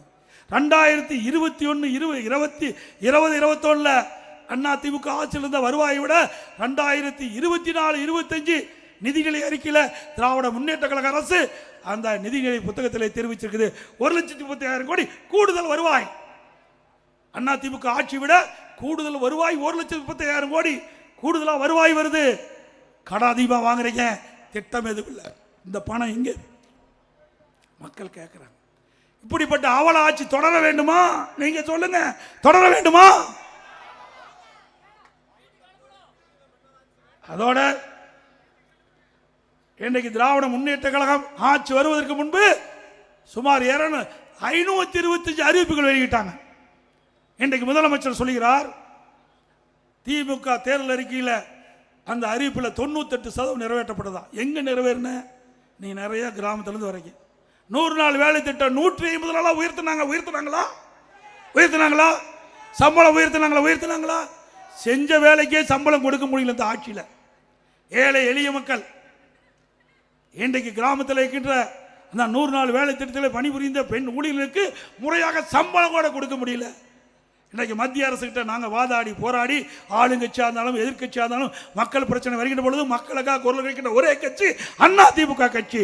அந்த அடிப்படையில் மத்திய அமைச்சரை சந்தித்து தமிழ்நாட்டிற்கு 100 நாள் வேலை திட்டத்தில் பணிபுரிந்த மக்களுக்கு இன்றைக்கு மத்திய அரசிலிருந்து நிதி கிடைக்கவில்லை என்று மாநில அரசு இன்றைக்கு குற்றம் சொல்லிக் கொண்டிருக்கிறது. உடனடியாக மத்திய அரசு அந்த ஏழை மக்களுக்கு கிடைக்க வேண்டிய நிதி கிடைக்க வேண்டும் என்று கோரிக்கை வைத்துடன் முதல் கட்டமாக 2999 கோடி நிதியை விடுவித்த மத்திய அரசாங்கம். இது அதிமுக. அதோட திமுக ஆட்சியில் நெல்லுக்கு கரும்புக்கு விலை அதுவும் கொடுக்கல. நெசவாளர் நலன் சொன்னாங்க, நெசவாளர் விசைத்தறி அப்படியே மறந்துட்டாங்க. நீங்க நெசவாளரும் விசைத்தறியும் நலிவடைந்து விட்டது இந்த ஆட்சியில். அதிமுக ஆட்சிக்கு வந்தா விசைத்தறியும் அந்த கைத்தறியும் மீண்டும் புத்துயிர் பெறுவதற்கு உண்டான நடவடிக்கை அதிமுக அரசு எடுக்கும். அவர்களுக்கு பஸ் வீடுகள் கட்டி கொடுக்கப்படும். அதே போல அனைத்து இந்திய அண்ணா திராவிட முன்னேற்ற கழகம் ஆட்சிக்கு வந்த உடனே இந்த கிராமத்திலிருந்து நகர வரை வீடு இல்லாத ஏழை மக்களுக்கு அதிமுக ஆட்சியிலே நிலம் இல்லை என்றாலும் அதிமுக ஆட்சியை நிலம் வாங்கி அற்புதமான கான்கிரீட் வீடு கட்டி கொடுக்கப்படும். இப்பொழுது கட்டுகின்ற வீடு மாடி இல்ல, பல லட்சம் மதிப்புள்ள அற்புதமான தரமான வீடு நம்முடைய ஏழை மக்களுக்கு கட்டி கொடுக்கப்படும், பட்டியல மக்களுக்கு கட்டி கொடுக்கப்படும். அதே போல ஒவ்வொரு தீபாவளி வருகின்ற பொழுதும் நம்முடைய தாய்மார்களுக்கும் சகோதரிகளுக்கும் சிறப்பான அற்புதமான சேலை உங்களுக்கு வழங்கப்படும். தீபாவளி என்று ஒவ்வொரு தீபாவளியும் வழங்கப்படும். அதனால பொங்கலுக்கு இந்த அரசாங்கம் வந்த பிறகு தரமான சீலை வேஷ்டி வழங்கவில்லை. அதிமுக ஆட்சி வளர்ந்த பிறகு தரமான வேஷ்டி சேலை நம்முடைய ஏழை மக்களுக்கு தைப்பொங்கல் போது வழங்கப்படும். நீட் தேர்வு ரத்துனாங்க, இதுவரைக்கும் ரத்தே இல்லை. இப்போ முதலமைச்சர் கை விரிச்சிட்டாரு. நீதிமன்றத்தில் இருந்தனால நீதிமன்ற தீர்ப்பை எதுக்க முடியலன்னு நாங்களும் தான் அதான் சொல்லிட்டு இருந்தோம். அதிமுக ஆட்சியில் அதான் சொல்லிட்டு இருந்தோம். இன்னைக்கு உச்ச நீதிமன்ற தீர்ப்புக்கு எதிராக நாங்கள் இதை நடைமுறைப்படுத்த முடியாது என்று சொன்னோம். ஆனால் வேண்டுமென்றே திட்டமிட்டு ஒரு தவறான தகவலை பரப்பி இளைஞர்களையும் பெற்றோர்களையும் ஏமாற்றி வாக்குகளை பெற்றுவிட்டு திராவிட முன்னேற்ற கழகம் வந்தா ஆட்சி அமைந்தவுடன் முதல் கையெழுத்து நீட் தேர்வு ரத்துன்னு சொன்னாங்க. இன்றைய முதலமைச்சர் சொன்னால், உதயநிதி ஸ்டாலின் சொன்னாங்க, இன்னைக்கு என்ன எங்களால் முடியாது, ஏன்னா உச்ச நீதிமன்றம் தீர்ப்பு. அதைத்தானே நாங்களும் சொன்னோம். மக்களை ஏமாற்றுவதிலே வல்லவர்கள், அழகாக பேசுவாங்க, கவர்ச்சிகரமாக பேசுவாங்க, ஏமாந்துடாதீங்க. அது மட்டும் இல்ல, திரு உதயநிதி ஸ்டாலின் சொன்னார், நீட் தேர்வை ரத்து செய்வதற்கு ரகசியம் இருக்குன்னு சொன்னார். இதுவரைக்கும் ரகசியத்தையே சொல்லல. தேர்தல் வர இருக்குது, சீக்கிரம் ரகசியத்தை சொல்லுங்க, மக்கள் ஆவலோட எதிர்பார்த்துட்டு இருக்கிறாங்க. அதே போல ஆட்டோ வச்சிருக்கிறவங்க சிரமப்பட்டு இருப்பதாக கோரிக்கை வச்சாங்க. அப்படி ஆட்டோ ஓட்டுநர்கள் சங்கத்திலே பதிவு செய்துட்டு இருக்கிற ஆட்டோ ஓட்டுநர்கள் புதிதாக ஆட்டோ வாங்கினா அவர்களுக்கு ஒவ்வொரு ஆட்டோவுக்கு 75,000 ரூபாய் மானியமாக அரசு வழங்கப்படும். இன்றைக்கு ஸ்டாலின், உங்களோட ஸ்டாலின் இதுவரைக்கும் யாரோட இருந்தாரோ தெரியல. இப்போ தான் மக்கள் ஏன்னா தேர்தல் வந்தால் தான் மக்கள் நினைப்பு வரும். உங்களுடன் ஸ்டாலின் சொல்லி இப்போ வீடு வீடாக வந்து உங்களுக்கு என்ன குறைன்னு கேட்டு உங்களோட மனு வாங்கி அந்த மனு போய் சம்மந்தப்பட்ட அதிகாரிகள் டிபார்ட்மெண்ட் அந்த டிபார்ட்மெண்ட் கொடுத்து உங்களுடைய பிரச்சனை தீர்ப்பாங்களே. இது நடக்குமா? ஏன்னா இத்தனையும் மக்களை ஏமாற்றுகின்ற நாடகம். இதே போல தான் திரு ஸ்டாலின் எதிர்க்கட்சியாக இருக்கும்போது ஊராக போனார். ஒரு திட்ட கண்டா ஒரு பெட்ஷீட்டை போட்டு அமர்ந்து அங்கே இருக்கிற ஊர் மக்கள்லாம் அழைச்சி அவரை தரையில் அமர வச்சு உங்களுக்கு என்ன பிரச்சனை இருக்குது, சொந்த பிரச்சனையாலும் சரி, பொது பிரச்சனையாலும் சரி, நீங்கள் மனுவாக எழுதி நான் கொண்டு வந்த பெட்டியில் போடுங்க. அந்த பெட்டியை பூட்டி சீலை வச்சு நான் பத்திரமா வீட்டுக்கு எடுத்துகிட்டு போய் திமுக ஆட்சிக்கு வந்த உடனே சீலை உடைச்சி பெட்டியை திறந்து மனுவை எடுத்து படித்து பார்த்து தீர்வு காணுன்னு சொன்னாங்க. அந்த மனுவில் என்ன ஆச்சு சிந்திச்சு பாருங்க. எப்படி மக்களை ஏமாற்றுக என்பதை நீங்கள் எண்ணி பார்க்க வேண்டும். மக்களை ஏமாற்றுவதிலே வல்லவர்கள் திமுக கட்சியை சேர்ந்தவர்கள். ஏன் 4 வருஷம் மக்களை பற்றி சிந்திக்கலையா? மக்கள் கொடுக்கின்ற மனுவுக்கு என்ன பரிகாரம் செஞ்சீங்க? எதுவுமே இல்லை. தேர்தல் வந்தா போதும் ஏதாவது ஒரு பேரை வச்சு மக்களை ஏமாற்றி நாடகமாடி மக்களுடைய வாக்குகளை பெறுவதற்கு நீங்க தந்திரம். அதே போல உரிமை தொகை 1000 ரூபாய் கொடுக்கணும்னு சொல்லிட்டு இருக்காரு. எப்ப பார்த்தாலும் உரிமை தொகை கொடுப்பதற்கு காரணமே அண்ணா திமுக கட்சி தான். பல முறை சட்டமன்றத்தில் பிரதான எதிர்கட்சி என்ற முறையில், எதிர்கட்சி தலைவர் என்ற முறையில் இந்த முதலமைச்சருக்கு வேண்டுகோள் வச்சேன். நீங்க தேர்தல் நேரத்தில் தேர்தல் அறிவிப்பு கொடுத்தீங்க. குடும்ப தலைவிக்கு மாதந்தோறும் 1000 ரூபாய் உரிமை தொகை வழங்குவதாக இன்னைக்கு வாக்குறுதி கொடுத்தீங்க. அந்த வாக்குறுதியை நம்பி அந்த ஏழை மக்கள் உங்களுக்கு வாக்களிச்சாங்க. ஆட்சிக்கு வந்த பிறகு அதை மறந்து விட்டீர்கள். இன்னைக்கு உடனடியாக நீங்கள் கொடுக்கப்பட்ட வாக்குறுதி நிறைவேற்ற வேண்டும் என்று நானும் எங்களுடைய சக சட்டமன்ற தொடர்ந்து 28 மாதம் தொடர்ந்து அழுத்தம் கொடுத்தோம். அண்ணா திமுக பொதுக்கூட்டத்தில் எங்களுடைய கட்சி நிர்வாகிகள், தொண்டர்கள், சட்டமன்ற தொடர்ந்து பேசி அழுத்தம் கொடுத்த காரணத்தில் வேற வழி இல்லாமல் 28 மாதம் கழிச்சு தான் இந்த மக்களுக்கு 1000 ரூபாய் மாதந்தோறும் உரிமை தொகை வருது. மகளிருக்கு, குடும்ப தலைவிக்கு இப்போது ஒரு அறிவிப்பு கொடுத்துருக்காங்க. மக்கள் செல்வாக்கு எழுந்துட்டாங்க, கட்சிக்காரனுடைய செல்வாக்கு எழுந்துட்டாங்க. 2026 சட்டமன்ற தேர்தலில் வெற்றி பெற முடியாது என்ற நிலைமைக்கு வந்தவுடன் உடனே ஸ்டாலின் ஒரு அறிவிப்பு கொடுக்கிறார். இன்னைக்கு நிறுத்தப்பட்ட லேப்டாப் கொடுக்கப்படும். ஏன் இது வரைக்கும் கொடுக்கல? 4 வருஷமா கொடுக்கல. இந்த ஆண்டு கொடுப்பதை அறிவிச்சிருக்காரு. கொடுத்தா நிஜம். நாங்களும் தொடர்ந்து வலியுறுத்திட்டு இருக்கிறோம். இன்னைக்கு அறிவுபூர்வமான கல்வி கிடைக்க அம்மா கொண்டு வந்த திட்டம் தமிழகத்தில் 52 லட்சம் மாணவ மாணவிக்கு அண்ணா திமுக ஆட்சியில் லேப்டாப் கொடுத்தோம். திறமையான மாணவர்கள் உருவாக்கணும். 7000 கோடி அதுக்காக நிதி ஒதுக்கீடு செய்யப்பட்டது. உங்களுடைய ஆட்சியில் நிறுத்தப்பட்டவர்கள் அத்தனையும் அரசு பள்ளியில் படிக்கின்ற ஏழை மாணவர்கள். அப்படிப்பட்ட மாணவர்களை சிறந்த மாணவர்களாக, அறிவுபூர்வமான மாணவர்களாக விஞ்ஞான கல்வி கிடைக்க வேண்டுவதற்காக அந்த திட்டம் கொண்டு வரப்பட்ட திட்டத்தை நிறுத்திவிட்டீர்கள் என்று கேட்டோம். இப்பொழுதுதான் அந்த மாணவர்களுடைய வாக்கு தேவை, அதுக்காக கொடுப்பதாக தெரிவிச்சிருக்காங்க. வந்தா நிஜம். அதோட மேலும் 30 லட்சம் மகளிருக்கு உரிமை தொகை கொடுக்குறாங்க. ஏன்னா தோத்து போயிருன்னு வந்துட்டாங்க, வேற வழி இல்லை. தேர்தல் நேரத்தில் அனைத்து குடும்ப தலைவிக்கும் மாதந்தோறும் 1000 ரூபாய் கொடுக்கப்படும் அறிவிப்பு கொடுத்துட்டு 1,14 லட்சம் பேருக்கு தான் கொடுத்தாங்க. எஞ்சியவருக்கு கொடுக்க முடியல. இப்போ விதியை தளர்த்தி மேலும் 30 லட்சம் குடும்ப தலைவிகளுக்கு மாதந்தோறும் 1000 ரூபாய் கிடைக்கும். டிசம்பர் மாதத்துலேருந்து கொடுக்குன்னு சொல்கிறாங்க. ஏன்னா ஏப்ரலில் தேர்தல் வர இருக்குது. 4 மாதத்துக்கு 4000 கொடுத்து அந்த 30 லட்சம் மக்களுடைய வாக்களை பெறுவதற்காக திரு ஸ்டாலின் அரசு தந்திரமாக இந்த ஒரு நாடகத்தை அரங்கேறிக்கின்றது. ஆக 60 மாதம் 5 வருஷத்துக்கு, இப்போ 56 மாதத்துக்கு அவங்களுக்கு கிடைக்கல. இந்த 4 மாதத்துக்கு கிடைக்கிறது. இதே அனைத்து இந்திய அண்ணா திராவிட முன்னேற்ற கழக தேர்தல் அறிக்கையில் நாங்கள் குறிப்பிட்டோம். அப்பொழுது அனைத்து இந்திய அண்ணா திராவிட முன்னேற்ற கழகம் ஆட்சிக்கு வந்தால் குடும்ப அட்டைக்கு 1500 ரூபாய் கொடுப்போம்னு சொன்னோம். ஆனால் வேண்டுமென்றே திட்டமிட்டு பொய்யாக திராவிட முன்னேற்ற கழகம் பேசி பேசி மக்களை கவர்ந்து மக்களை ஏமாற்றி ஆட்சிக்கு வந்த கட்சி திமுக கட்சி என்பதை நேரத்தில் தெரிவிக்க விரும்புகிறேன். அதுபோல எஸ்ஐஆர் இன்னைக்கு வாக்காளர் சிறப்பு தீவிர திருத்தம் எனக்கு வீடு வீடாக வர இருக்காங்க. பொதுமக்களும் கழக நிர்வாகிகளும் தொண்டர்களும் விழிப்போடு இருந்து தங்களுடைய வாக்குகளை வாக்காளர் பட்டியலை நீங்கள் பதிவு செய்ய வேண்டும். திமுக காரன் வேணும்னே திட்டமிட்டு அண்ணா திமுகவுக்கு யாராவது வாக்களிக்கக்கூடிய இருந்தால் அந்த வாக்கு பட்டியலில் இடம்பெறாமல் ஒரு நிலையை ஏற்படுத்துவாங்க. அதனால் நம்முடைய நிர்வாகிகளும் தொண்டர்களும் பொதுமக்களும் தங்களுடைய வாக்குரிமையை பாதுகாக்கின்ற விதமாக இன்னைக்கு அங்கங்கே வருகின்ற பிஎல்ஓ அப்படின்னு அதிகாரிகள் நியமிக்கப்பட்டிருக்காங்க. ஒவ்வொரு பூத்துக்கும் ஒரு அதிகாரிகள் நியமிக்கப்பட்டிருக்காங்க. அது வீடு வீடாக வருவாங்க. வீடு வீடாக வந்து படிவம் கொடுப்பாங்க. அந்த படிவத்தை வாங்கி முறையாக பதிவு செஞ்சு முறையாக அந்த அதிகாரிக்கு ஒப்படைங்க. மிக மிக முக்கியம். ஆனால் இதையும் எதுக்குறாங்க, எஸ்ஐஆர் எதுக்குறாங்க. அதோட சிறப்பு தீவிர திருத்த வாக்காளர் பட்டியலில் நிறுத்துறாங்க. திமுக எதுக்குது, திமுக கூட்டணி எதுக்குது? ஏன்னா நகராட்சி மாநகராட்சியில் கள்ள ஓட்டு போட்டு தான் ஜெயிச்சுக்கிட்டு இருந்தாங்க. இறந்தவர்கள்லாம் தேர்தல் நேரத்தில் உயிர் பெற்று ஓட்டு போட வந்துடுவான். இறந்தவர்கள்லாம் தேர்தல் நேரத்தில் உயிர் பெற்று ஓட்டு போட வந்துடுவாங்க. அதையெல்லாம் இறந்தவர்களெல்லாம் வாக்காளர் பட்டியலிருந்து நீக்கப்படுகிறது. அதே போல பல ஆண்டுகளாக குடியே இல்லாமல் இருப்பாங்க, அவர்களும் அந்த வாக்காளர் இடம்பெற்றிருக்கிறாங்க. இரட்டை வாக்காளர் இருக்குது, புதிய வாக்காளர் சேர்த்து வேணும். இந்த எஸ்ஐஆர் என்பது மிக மிக முக்கியம்.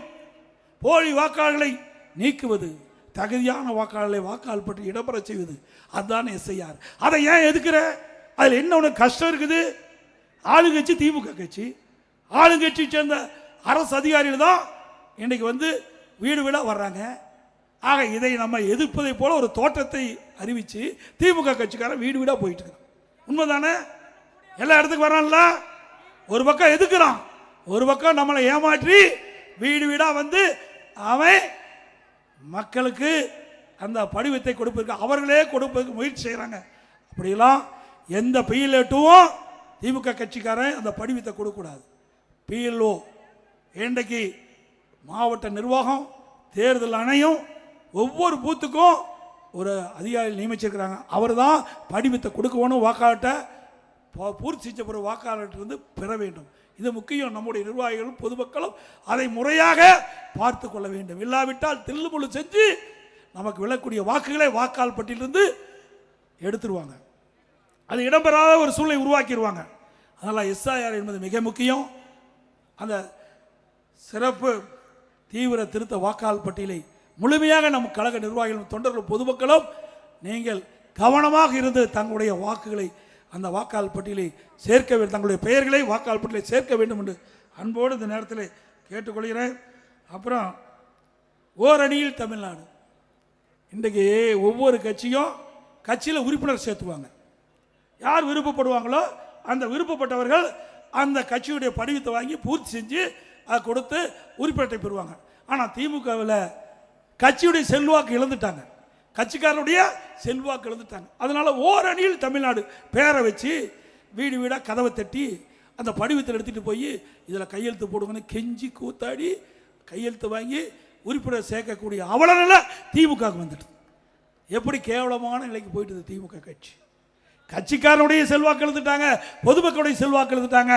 அடுத்த ஆண்டு 2026 ஆண்டு நடைபெற்ற சட்டமன்ற பொதுத் தேர்தலில் அனைத்து இந்திய அண்ணா திராவிட முன்னேற்ற கழக தலைமையில் அமைக்கப்படுகின்ற கூட்டணி பெரும்பான்மை இடங்களே வெற்றி பெறும். அண்ணா திமுக தனி பெரும்பான்மையோடு ஆட்சி அமைக்கும் என்பதை நேரத்தில் தெரிவித்து வேண்டுமென்றே திட்டமிட்டு பல பத்திரிகைகளும் ஊடகங்களும் தவறான செய்தி வெளியிட்டிருக்குது.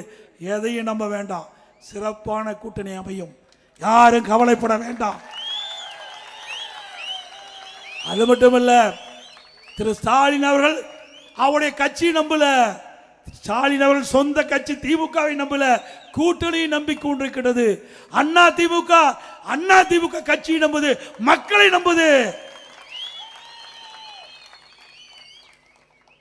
அதோட இன்னைக்கு ஏதோ திருடுவாங்க, பணத்தை திருடுவாங்க, நகையை திருடுவாங்க, பொருளை திருடுவாங்க.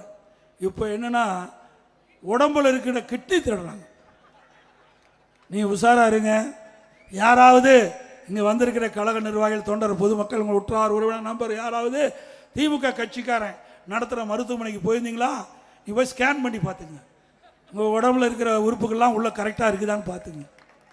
ஏன்னா அண்மையில் திமுக கட்சி சேர்ந்த எம்எல்ஏ நடத்துகிற மருத்துவமனையில் கிட்னி முறைகேடு நடந்ததா தகவல் கிடைத்து இந்த திமுக அரசாங்கமே அங்கே போய் ஒரு கமிட்டி நியமித்து அந்த கமிட்டி போய் அந்த மருத்துவமனை சோதனை செய்ய பொழுது முறைகேடு நடந்து கண்டுபிடிக்கப்பட்டு இதுவரைக்கும் நடவடிக்கை எடுக்கலை.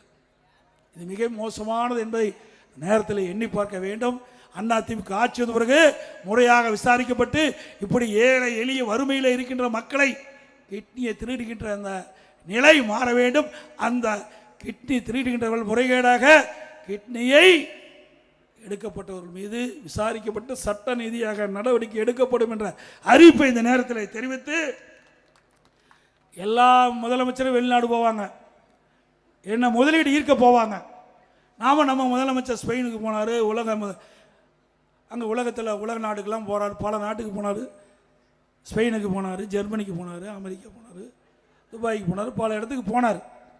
அங்கே கூட தொழில் முதலீட்டு ஈர்ப்பான்னு தான் பார்த்தேன். ஆனால் ஸ்பெயினில் போய் சைக்கிள் ஓட்டிகிட்டு இருக்கார். ஏங்க இதுக்காகவே நீங்கள் ஸ்பெயினுக்கு போனீங்க? அங்கே போய் சைக்கிள் ஓட்டிகிட்டு இருக்கார். இப்படிப்பட்ட முதலமைச்சராக நாட்டை ஆண்டா எங்கே போய் முதலீடு வரும்? ஆக முதலீடை ஈர்க்க போல முதலீடு செய்ய போனார் இன்றைய முதலமைச்சர். அது மட்டுமல்ல, இதே ஸ்டாலின் அவர்கள் ஜெர்மன் நாட்டுக்கு போகும்போது அந்த பத்திரிகையாளர் சந்திப்பு நடந்தது. அப்பொழுது 922 புரிந்துணர்வு திராவிட முன்னேற்ற கழக ஆட்சி பொறுப்பேற்ற பிறகு 922 புரிந்துணர்வு ஒப்பந்தங்கள் போடப்பட்டதாகும். சுமார் 10,62,000 கோடி தொழில் முதலீட்டை ஈர்க்கப்பட்டதாகும். அதோடு இந்த திட்டங்கள் நிறைவேறுகின்ற பொழுது சுமார் 32 லட்சம் பேருக்கு வேலை கிடைக்கும் என்று ஒரு செய்தி சொன்னார். அதோட 77% புரிந்துணர்வு ஒப்பந்தங்கள் நிறைவேற்றப்பட்டதா சொன்னார். அப்படி 77% புரிந்துணர்வு ஒப்பந்தங்கள் நிறைவேற்றப்பட்டனா 77% தொழில்கள் தமிழகத்தில் தொடங்கப்பட்டது சொன்னால் 25 லட்சம் பேருக்கு வேலை கிடைச்சிருக்கணும். இங்க ஓமலூரில் ஏதாவது வேலை கிடைச்சிருக்குதா? கிடைச்சிருக்குதுங்களா? அத்தனையும் பச்சை பொய்.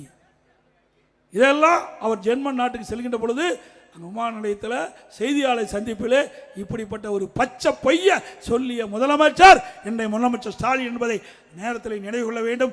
அதே அனைத்து இந்திய அண்ணா திராவிட முன்னேற்ற கழக ஆட்சி இருக்கின்ற பொழுது இதையும் புரட்சித் தலைவி அம்மாவில் தமிழகத்துடைய முதலமைச்சர் இருக்கின்ற பொழுது 2015ஆம் ஆண்டு தொழில் முதலீட்டார் மாநாட்டில் சென்னத்தை நடத்தி 2,62,000 கோடி தொழில் முதல் ஈர்க்கப்பட்டது. சுமார் 74 புரிந்துணர்வு ஒப்பந்தம் போட்டு பல புரிந்துணர்வு ஒப்பந்தங்கள் செயல்பாட்டுக்கு வந்து பல்லாயிரக்கணக்கான பேருக்கு வேலைவாய்ப்பு கிடைச்சது. அதே வழியில் வந்து அனைத்து இந்திய அண்ணா திராவிட முன்னேற்ற கழக அரசு இருக்கின்ற பொழுது நான் முதலமைச்சர் இருக்கின்ற பொழுது 2019 ஜனவரி மாதம் தொழில் முதலீட்டார் மாநாட்டை சென்னையில் நடத்தி சுமார் 3,05,000 கோடி தொழில் முதலீட்டு ஈர்க்கப்பட்டு 304 தொழில் புரிந்துணர்வு ஒப்பந்தங்கள் போடப்பட்டு பல தொழில்கள் நடைமுறைக்கு வந்து பல்லாயிரக்கணக்கான பேருக்கு வேலை கிடைச்சிருக்குது.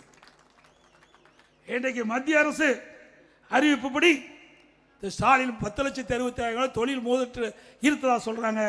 மத்திய அரசாங்கம் எவ்வளவு தொழில் முதலீடு தமிழகத்தில் செய்யப்பட்டது என்ற விவரத்தை சொல்லியிருக்காங்க. 2022-23 17,247 கோடி தான் தொழில் முதலீடு செய்யப்பட்டிருக்குது. 2023-24 20,157 கோடி முதலீடு செய்யப்பட்டிருக்குது. 2024-25 31,103 கோடி தொழில் முதலீடு செய்யப்பட்டிருக்குது. ஆக 3 ஆண்டுகளில் 2025 மார்ச் வரை திராவிட முன்னேற்ற கழக ஆட்சியில் 68,507 கோடி தான் தொழில் முதலீடு தமிழகத்தில் வந்திருக்குது.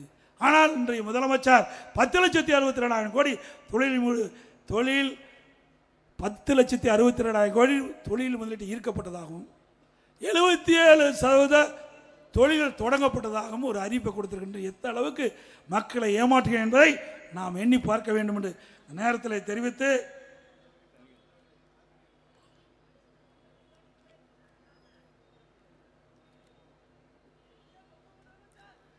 நம்முடைய மாநிலத்தை பொறுத்த வரைக்கும் விவசாயிகள் 60% பேர் இருக்கிறாங்க.